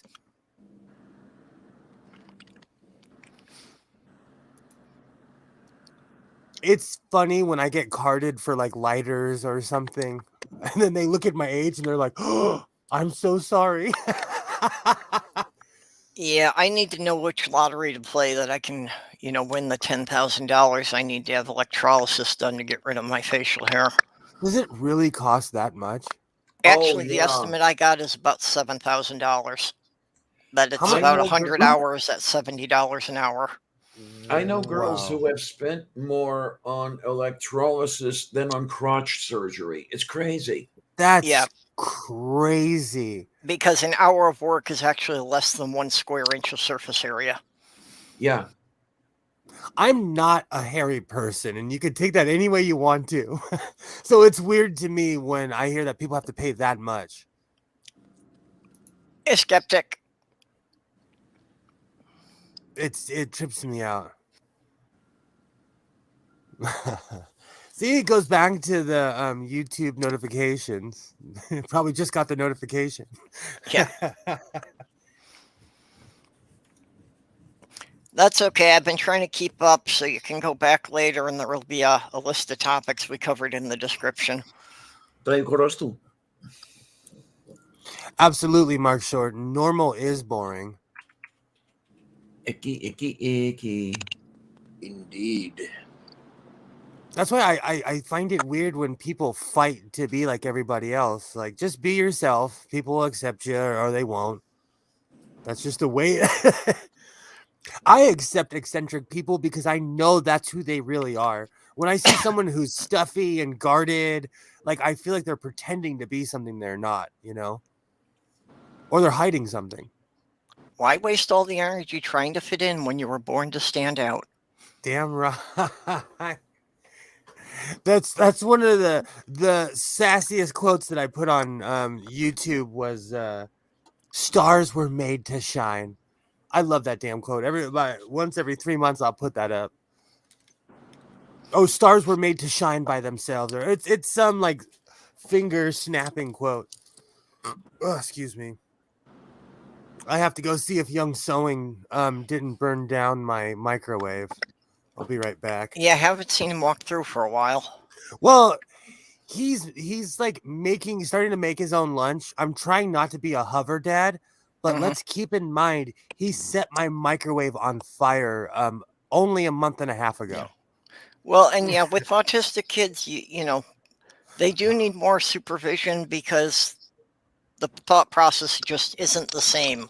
So some things that seem obvious to everyone else, you know, speaking as an autistic, I don't always get what everyone else sees as obvious. I totally understand it. I don't even judge. And he walked out of the room and the bag of popcorn set on fire inside of the microwave.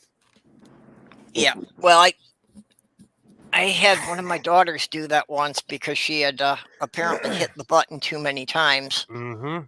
So instead of 3 minutes for the popcorn, she put it on 33 minutes, you know, and they went down the basement and kind of forgot about it. Oops. So yeah, I came in the kitchen to smoke pouring out of the microwave because of the stench.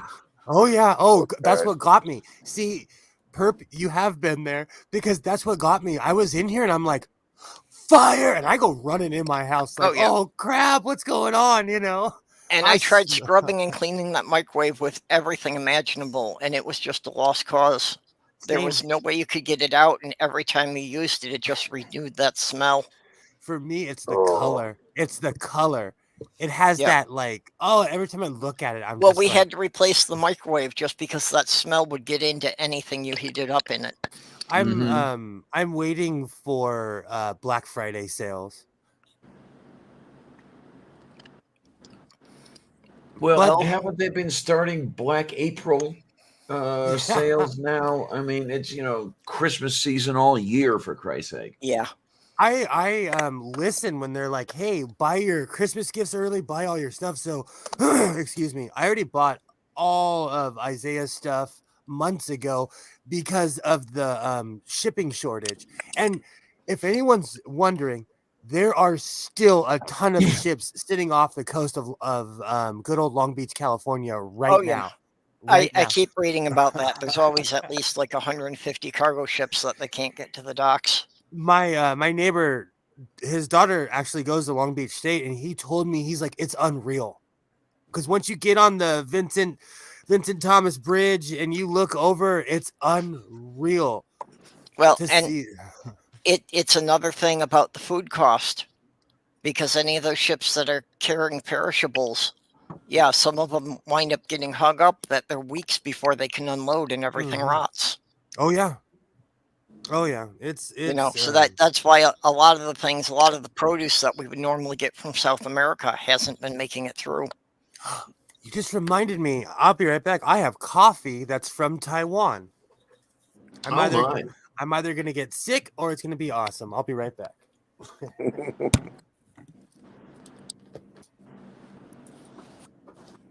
Is that the stuff you feed the cat and then the cat shits it out?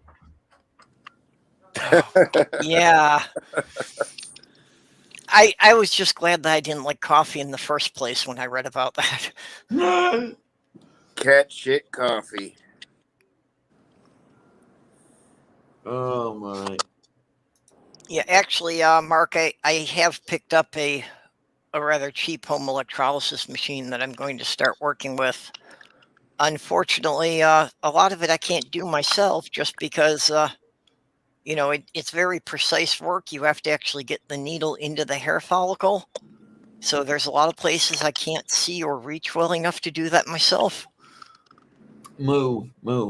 And even the stuff that's like right out where I can see it, yeah, it's very fine handwork working in a mirror, so it's not easy to do. I always have trouble trying to do mirror image work. I just cannot flip it around in my brain for some reason. Yeah, actually what I decided I need to try is I was going to instead of a mirror, do it with the camera on my laptop and have it flip the image. So then I won't have to be dealing with the mirror image. It'll, go the opposite way. Tayo Korostu. Okay, thank you, Tiny Captain. The civet coffee is Indonesian. Yeah. So at my local 99-cent store, they sell this stuff, and Isaiah and I always go looking for odd things. It's called Coffee Time Coffee, and it's in a can. So I thought this would be really classy. So live on stream, if I get sick, it's because I made a bad choice. For my fiance, I used to I did homemade coffee shots for her, which was just like making a really strong coffee and then boiling off most of the water. So it was like, the coffee concentrated to like 1/5 its normal volume. Road jar. Yeah. Oh God. So coffee is with her asthma, she just needed the shots of caffeine. Exactly. The shot of caffeine, enough caffeine could break an asthma attack. Exactly. That's actually in survival school. They teach you that if you have asthma, carry as much caffeine with you as you possibly can. Yeah. So I always made that up and, put it in little bottles that she could keep in her purse. So she could always have a couple of those with her. Yeah, Mark, Tiny Captain mentioned that it's Indonesian. Yeah. And yeah, frozen apple pie. I still need to bake that damned apple pie before the apples start getting soft and bad and shit. Yeah, Tiny Captain Sing. Cat shit coffee is Kopi Lupar, most expensive coffee in the world. Had it once. My Indo cook on board lived next to the plantation. He didn't even know how expensive it was.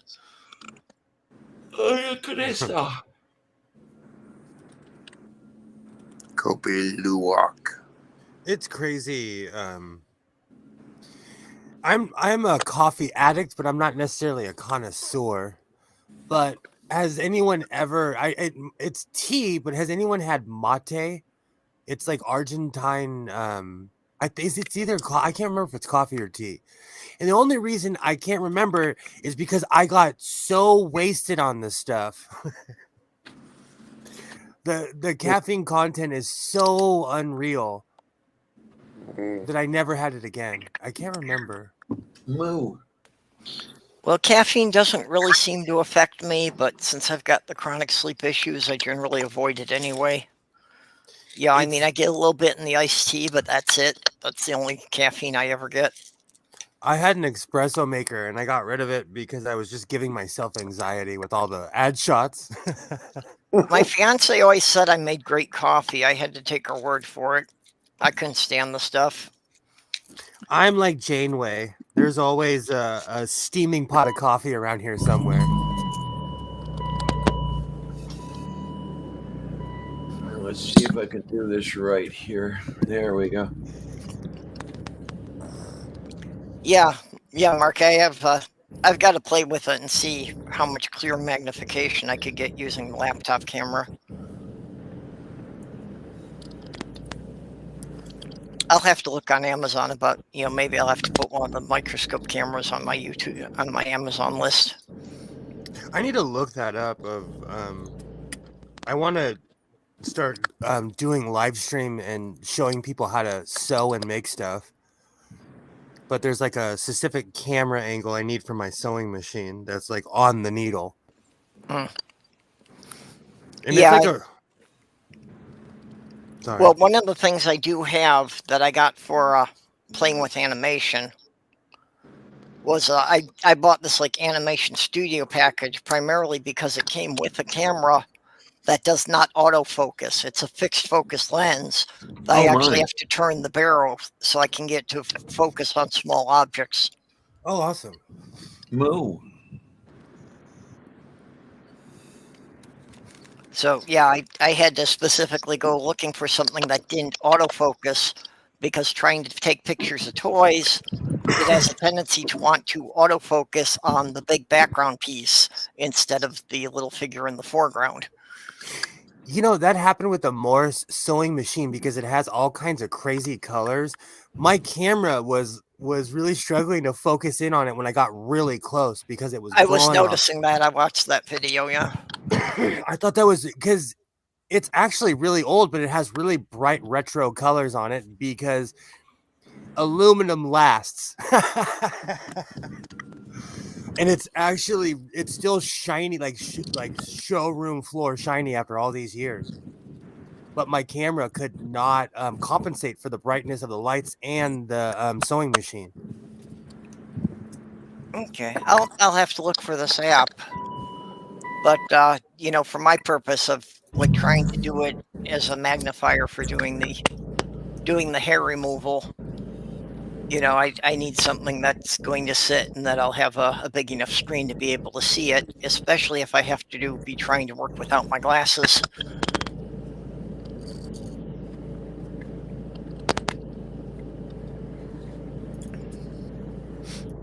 Oh my word. A 3-month-old and building your own house. Yeah. Oh, wow. Better than I. Yeah, well, I've been through the raising little kids. I'm glad I'm done with that phase of my life. It takes something really, really special to be a parent. I didn't have it, and I knew it, unlike a couple people I could name. It's not easy, and you have to have patience.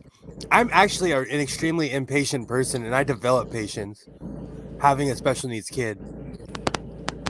Okay, we got a different view here now with the park. Wait a minute, boat wash station? Oh, yeah. Well, after you take your boat out of the lake, you need to clean it off at the site you take it out of the lake to make sure that you're not transporting any life forms to other lakes. So that you're not transporting like any tiny mollusks or even like some of the seaweed in that's infecting the lakes. That makes sense. Fun fact, we have those here too. And you get a sticker for every lake that you've been to say, hey, I've been clean. My boat was cleaned at this lake. And you have to show it when you go to the next lake. Yep. I do not. I owned a couple of Sea-Doos and a jet ski. I do not miss owning boats at all. I don't miss it at all. Yeah, well, here we've had a big problem with the zebra mollusks work their way up the Great Lakes. So now they've gotten into a lot of the smaller lakes here.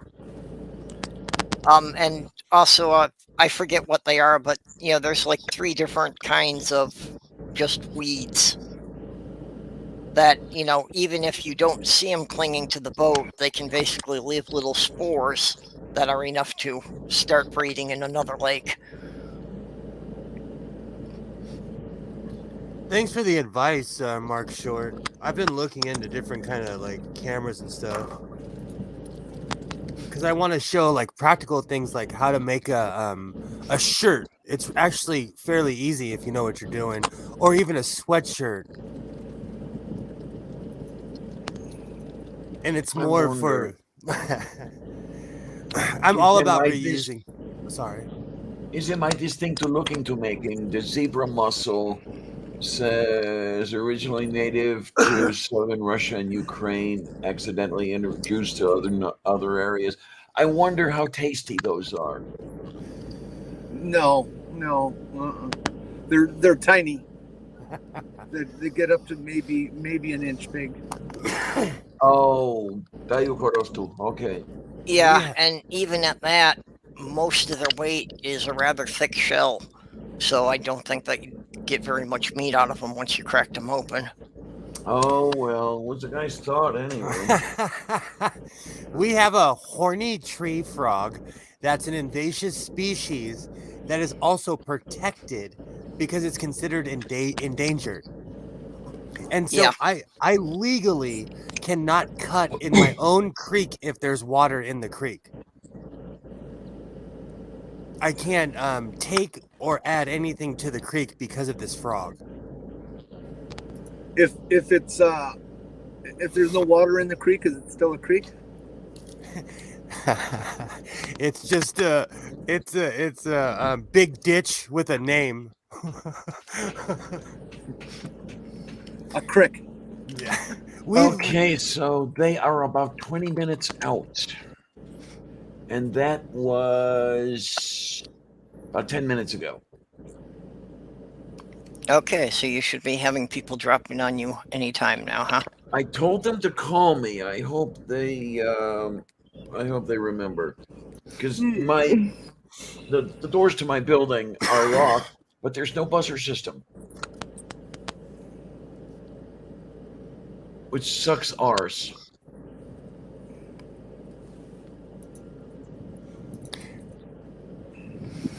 Yeah, but then they may not call you until they're actually in the parking lot there. Well, right. I mean, when they come to the door, I would so I could go to the door and I could let them in. Oh, that's awesome. Mark Short, you are 1,000% correct. That's why I'm so bitter about it. I had the opportunity to get a pontoon boat for free, and I said no. Oh, that's how much I'm anti-boat. Well, it is another one of those things that even if you get it for free, you know, there's going to be expenses with being able to get it into the water and maintaining it every year. And registering it. Like I have 3 vehicles. It's outrageous how much money I spend registering my vehicles. And even having a boat is like owning a lake with a hole in the water where you dump more water in. Yeah. And someone who I actually pretend to be, this man owned a trucking company. He was what I would consider like hood rich. He was a millionaire, but he lived like a hillbilly. He was at his most angry when we would go to the lake. He owned 12 Sea-Doos and 2 pontoon boats, and he hated all of them. And I would always ask him, like, why do we come to the lake if you're not enjoying yourself? Because he would do it for everybody else, but then he would be in charge and making sure they all ran, making sure the boats ran. I don't want to be that guy. I want to enjoy myself when I go to the lake, you know? Mm-hmm. Like, no, thank you. he never see. And then you have to haul the thing, you know? And I think that's why they offered it to me. It's because I'm like one of the only people that has a truck big enough to easily haul it, you know? Yeah, years ago, a friend of mine had a houseboat on Lake Erie, and the damn thing turned out to be a money pit. Exactly. Yep. I've heard that from a number of people, you know, even ones that had fairly small boats, that just for the number of times each year they got to use it and the amount of money they had to put into it every year. Yeah, Brooks was always down in the hold working on the engines. They never did work right. I'll get a rowboat or a kayak, but I will never own a boat with a motor ever again. Yeah, Yeah, basically a canoe is the only thing I would consider. They're fun. They're so much fun. Well, taking a canoe out on the lake, especially like, right at sunrise when there's nobody else out there, that could be quite relaxing. It's so weird to me to see how cold it is over there. And Alexa, what's the temperature right now? Right now, it's 74 degrees. It is 74 degrees in Southern California. And it just looks freezing where Jenny is. That just looks cold to me. No, it's not that bad. It's 30 45. What have you got there? Probably about 45. Oh. It's Yeah, really- we're at 34 here, so for November, that's still warmer than it should be. My coat would be No, so it's not. puffy, I would look like the Michelin Man. I would have 50 layers of clothes on if I was there. The average temperature for this time of year is about 45. It was 55 last night, and I had full jacket on and everything. Oh, I'm sitting here Full metal jacket. with the windows open and no jacket in the car. I'm a desert dweller. That would put me out. You would laugh at me. You would seriously be laughing at me at how many layers I would have on. No, because if we lived there, we would be adapted like you are too, and be just as miserable. So. Yeah. Well, your body will acclimate to it. It took me when I lived up north. It took 2 years for me to get used to the Southern California weather. How hot it just. My body always felt hot when I moved back because I'd been gone for so long. Oh God! And I lived in cold weather cities. Oh, it's going. So you're right. You're right. It's the weird thing about Minnesota. That at this time of year, 45 degrees does not seem cold. But, then in July, we have to be able to deal with it being in the 90s. And the funny thing is, that's normal to me. Like 90 is beautiful weather to me. Yeah, but it's like every year we go through these cycles of reacclimating. So it's like you just, you can handle it. It doesn't seem that bad regardless. You know what's crazy? I've noticed that, say, 65 degrees is really nice and warm outside, but 65 degrees in here is chilly. I don't get it. True. Because even at 75 today, that's actually chilly because it's been in the 80s every day here. It's like almost like paradise. And like I said, it was 90 the other day. What are we looking at? It's going to be 79 tomorrow, which here is going to be like 80. Allegedly, it is 69 degrees Fahrenheit here right now. Which, to be honest, from mid-November feels a bit warm to me compared to what I remember from my childhood. Well, that's why I was saying, Jenny says I'm off, but for me, it just seems anything above the freezing point right now is doing pretty good. Oh, I hate the cold. I hate cold. Blech! When I was a kid, I loved the cold. I loved snow. And then a couple of years homeless, that cured that. Well, yeah. When you go through a traumatic episode. I feel you, Mark Short. I refuse to. And also on the same sense, like I inherited a trailer, like an actual like travel trailer. I want to get rid of that thing. I feel it's just like a boat, It's the land boat. Oh, I'm so mad. Every time I go up to the shop, because it's parked right across from the shop. Every time I look at that thing, I'm like, I hate you. Why do you exist? But also, I'm not going to get ripped off for it. And like, I tell people it's been through a fire. It dropped off of the braces. I'm really honest with people, you know? So I might have to fix it up. But again, it's just like Jenny said, it's a land boat. You know, it's just another thing I'm going to have to sink money into. You got to put money into it just to get rid of it. Yeah. Or I was thinking about going crazy and living in it. Just traveling around. Like when I was a kid, I wanted to get a van and travel. You know, when you and your friend are like, yeah, we're going to get a van. We're going to go see the world. I'm going to get a van and just disappear. Yeah, that lifestyle doesn't work real well when you're a hoarder. Yeah, exactly. Yeah. And then my sister lived in a trailer for a few years in Columbus, Ohio, and I don't know how the hell she did it because it gets cold. Yeah, I couldn't do it. I love camping. See, but in the same sense, like I'm old school. If I'm going to go camping, I'm going to take a tent. But I live somewhere where it's usual, you know, we go camping when it's warm outside. Yeah, huh? I did the first 2 winters in Michigan in an old mobile home up there. And Okay. yeah, sleeping in a garage in New York actually seemed warmer. I know what you're saying. I did camping in Oregon. When I came back to here, I'll never say, oh, it's cold again after being there. I completely forgot about that damn trailer. That is just yet another thing I inherited from my father was the real life hoarder. I was a collector. And then when he passed away, I became the Maharaji hoarder.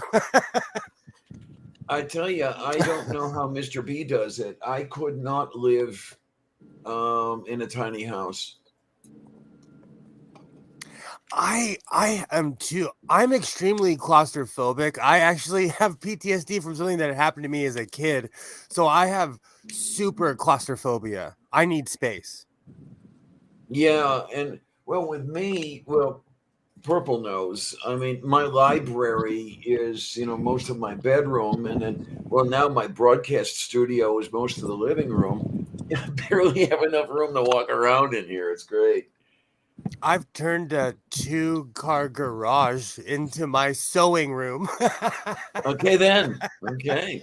Because I grew up in that's one thing that my dad taught me is that you shouldn't punish other people because if you're hoarding. And so because he always had other places to put his stuff, that the house was always like a museum. And so I returned the favor to my child that he doesn't have to grow up around my hobbies. There you are. Yeah. Oh, let us look at the... Yeah, for Minnesota, in January, we'll get down to 40 below, which is the same Fahrenheit or centigrade. Mm-hmm. And in the summer, we'll get about a week that we'll get into the triple digits, which is something like 40 degrees centigrade.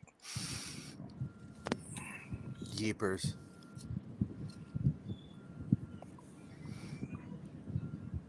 Doc, what's the weather like where you are? Cold and shitty. It's been dropping to 30 at night. What's going on? Oh, that's awful. Yay! Oh, what happened? Oh, they're here. Has your company arrived? Oh boy.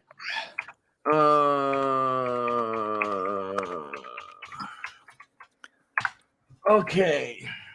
I hope they got it right. Yeah, I don't know if Amiga's going to be comfortable getting on camera, but I don't know if he's ever done a face reveal online. Do you know, anyone who hasn't done a face reveal, I picture what you look like. Just know that. I just picture Amiga Nuts as a penguin with a rifle. And there is somebody in this chat that looks like my cousin that happens to be named Doc. Somebody.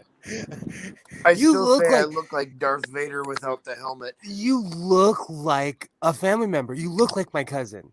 I think really Doc do. showed me his picture once, but I don't remember what he looks like. But I've got the face blindness real bad, so I really don't remember people's faces. And I don't recognize people. You know, people trip out on me all the time. There was somebody, I do an actual real lumber order on the phone for my job all the time. And there's the company called McCullough. I'm always calling them as well. Whenever I meet these people, they always tell me, you do not look like how I pictured you. Every single time. It's been interesting getting that online about, just how people thought I would look, since I'm on camera so seldom. I guess at this point it's been over 2 years now since I've actually been live on camera. When I first met you, I went back in your channel and I scrolled down to your face reveal. Yeah, that's March of 2019, I think, was the last time I actually had the camera on in a stream. Because I promised everyone who helped with the moving fund that I would do a face reveal after we got here. Oh, that's awesome. Does that camera still work? I was wondering actually, yeah, it was just a bit after that the computer refused to recognize the camera was plugged in.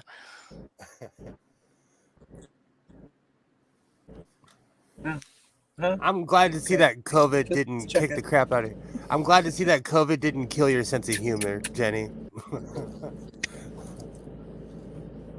Oh, I'm pretty simplistic. It's not very hard.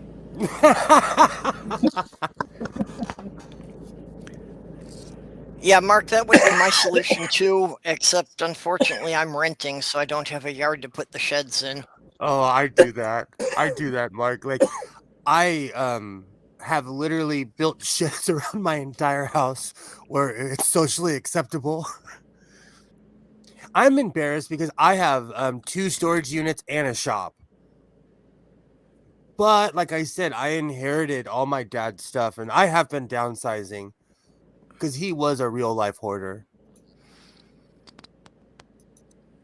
This guy with the machine. The one thing though that enough gravel to cover the whole lot that he's parking, fixing.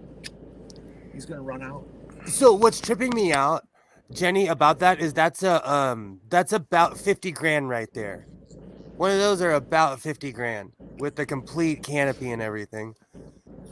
Oh, the machine? Yeah. Yeah, the tractor. Because I have the open-ended version of that, which is like you pay less money. The funny thing with tractors, you pay money for the canopy. You pay a lot. Well, yeah, around here they have to have them fully enclosed because using them for snow removal in the winter, the driver needs some heat.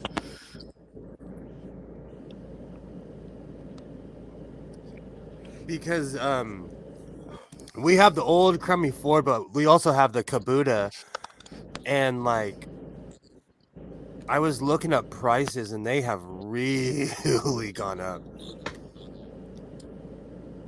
But the Kubota is that we have is like $40,000.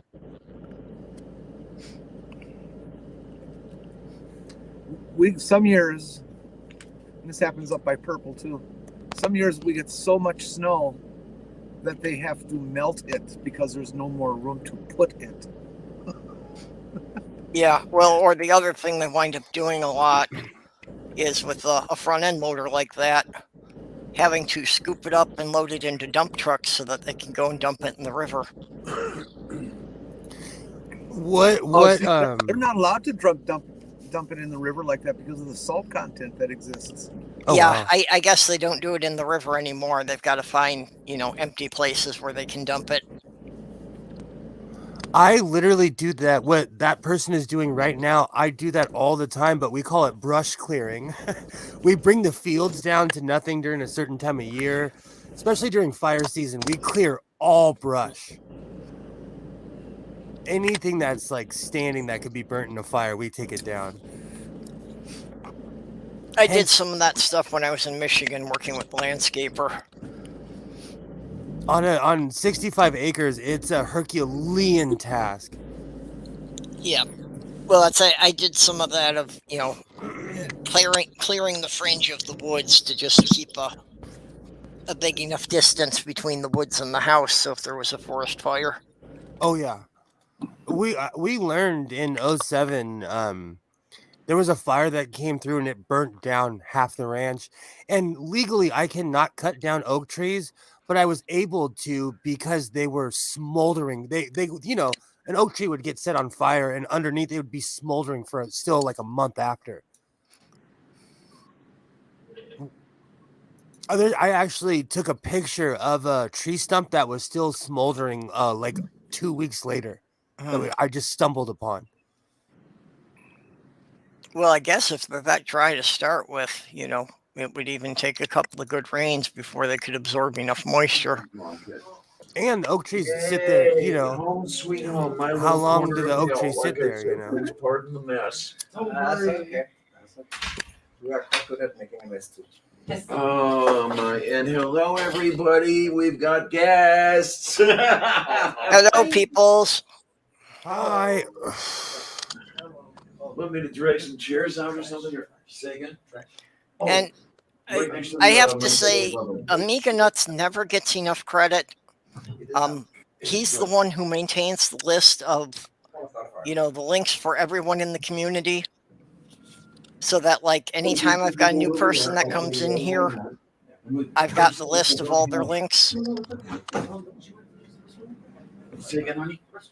Oh, it's right around the corner. I tried to clean it out. I hope it's good. This one right here. Yeah. Yay! Yeah, that's me and everything. And let's see who's all here still. The hell did I just say? Okay, so we've got Purple, we've got Doc Fearsome, we've got Will, and we've got Jenny. Yay. And it says we've still got about a dozen people watching, so I don't know. Is that Amiga Nuts there? Is Amiga Nuts is really there? I want to see your face. Yep. Yeah, Amiga Nuts, Morton Nielsen, and T and Danish. Awesome. Yeah, sorry, I got the personnel wrong. Morton's here, and a friend of Morton, Elise, and I guess Thomas and Linda are coming next week. Oh, okay. Awesome. I got that one confused. Well, so Jenny's asking if Amiga Nuts will show on camera. Come on. Well, I don't know. We'll find out. I don't know. I've never seen what he looks like, so I don't. I didn't know have. I just forget what he looks like. Yeah, I didn't know if he's ever actually been on camera on a stream. If he's done a public reveal. Oh, okay, thank you. Yeah, okay, gotcha. No problem. Oh, Balikendaya Gadesi. Yeah, Kate gives me a hard time about it because I'm always actual first names and stuff like that, Yeah, it's okay. Oh my, but thank you for letting me know. And we'll go from there. Because you guys I've met when I was in the hospital in June. Furball and Karis came by here. Okay. And then I had met Jeff in 2000. Mark Short knows exactly what I'm talking about. Yep. Those so tons of good stuff. Hey, Greg. Greg Hartwick's back, and Demon Orb is still here. When you get an intense fire and you get like a well-rooted tree, it'll burn and burn and burn. Oh, come on. I could be your mother. Easily. Please. I'm 64. Oh, okay. I didn't look it. Oh, thank you. Everybody says I don't look it. You don't. But everybody thinks I'm like 10 years old. You look like you're about 51. And this coffee is actually really good. Well, I certainly don't feel like I'm 57. Yeah. I have to go online into another country There you go. There you go. I'm teasing. I'm just really happy that I met him. Yay. Okay, so yeah. Okay, so He's married to Danish. I'm dating. okay, still married. Yeah. Okay, Cowboy. so Paulie then. Yes. Okay, gotcha. Yeah, we're Republic here. Gotcha. Delicious. So yay. Yeah, I was getting things. Hello. Getting things sorted out because I had thought that you and Linda were monogamous, but no, I guess not. No, not really. Okay. Here's Linda's watching. Oh, hi. Yeah, You know, my computer is so far away. I don't have my glasses I on. thought you and Linda were coming here, but then no. And you're taking care of the dogs. And then she gets to go on Sunday. Yeah, Mage, we never know when this is going to end. We've been running 3 hours here. I don't know. Maybe we should wind down. I thought that that's where I thought they were coming this. The chance of this. Yeah. So, It probably would be. It seems we've kind of run out of things to talk about, and Diana's got her company now, so maybe we should wrap it up here. Deal. Right. It is. Saturdays in dialysis. Yeah. So, Jenny, you got any last words? Yeah. And that's not fun, period. What are you gonna do? I mean, I knew it was coming. Because it was. Shut up, Diana. We're trying to talk here. Will you mute? You want me to mute the mic? Oh, Yeah. It was 3 years ago that my doctor called me my and said God. your kidneys are going south. And then finally, where are we? Where am I? Mute.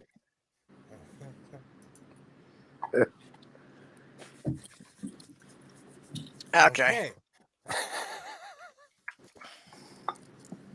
I just didn't know if any of them were going to make an appearance, so. Chickens.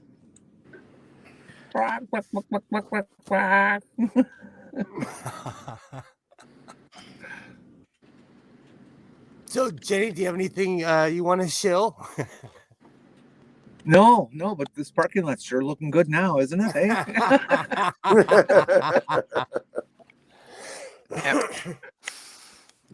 Doc, you have any last words? Yeah. End quote. Okay. All right, hold on. Let me. My lungs are reminding me I'm not going to live forever. Hi. How's it going? I'm Godless Sewing from the Godless Sewing channel. You should go subscribe to the Godless Sewing channel, where it's nothing but mayhem, sewing, and I do crazy investigations about bootleg sewing machines, and I mind my own business. So, with that being said, thank you for showing up. Please do not forget to tip your waitress on the way out. And we'll be here again tomorrow night. Godless Sewing channel. I have a video out right now. Go check it out. What are bootleg sewing machines? So Morris was a distributor that would put his name on Toyota products or any product that he would get his hand on. And he did it so much that he got sued in 1968, 1969. Oh, really? Yeah. So if you have a Morris sewing machine, it is a bootleg something else. And it was this particular machine I have was missing pieces. I went up to its wannabe competitor, took the pieces on, it fit right in. So it's either the same thing or it's a wannabe version. But Morris is a very interesting story. And because Purple said something about Kenmore, my Kenmore I just recently bought is the same machine as my Genome sewing machine. So Kenmore did the same thing.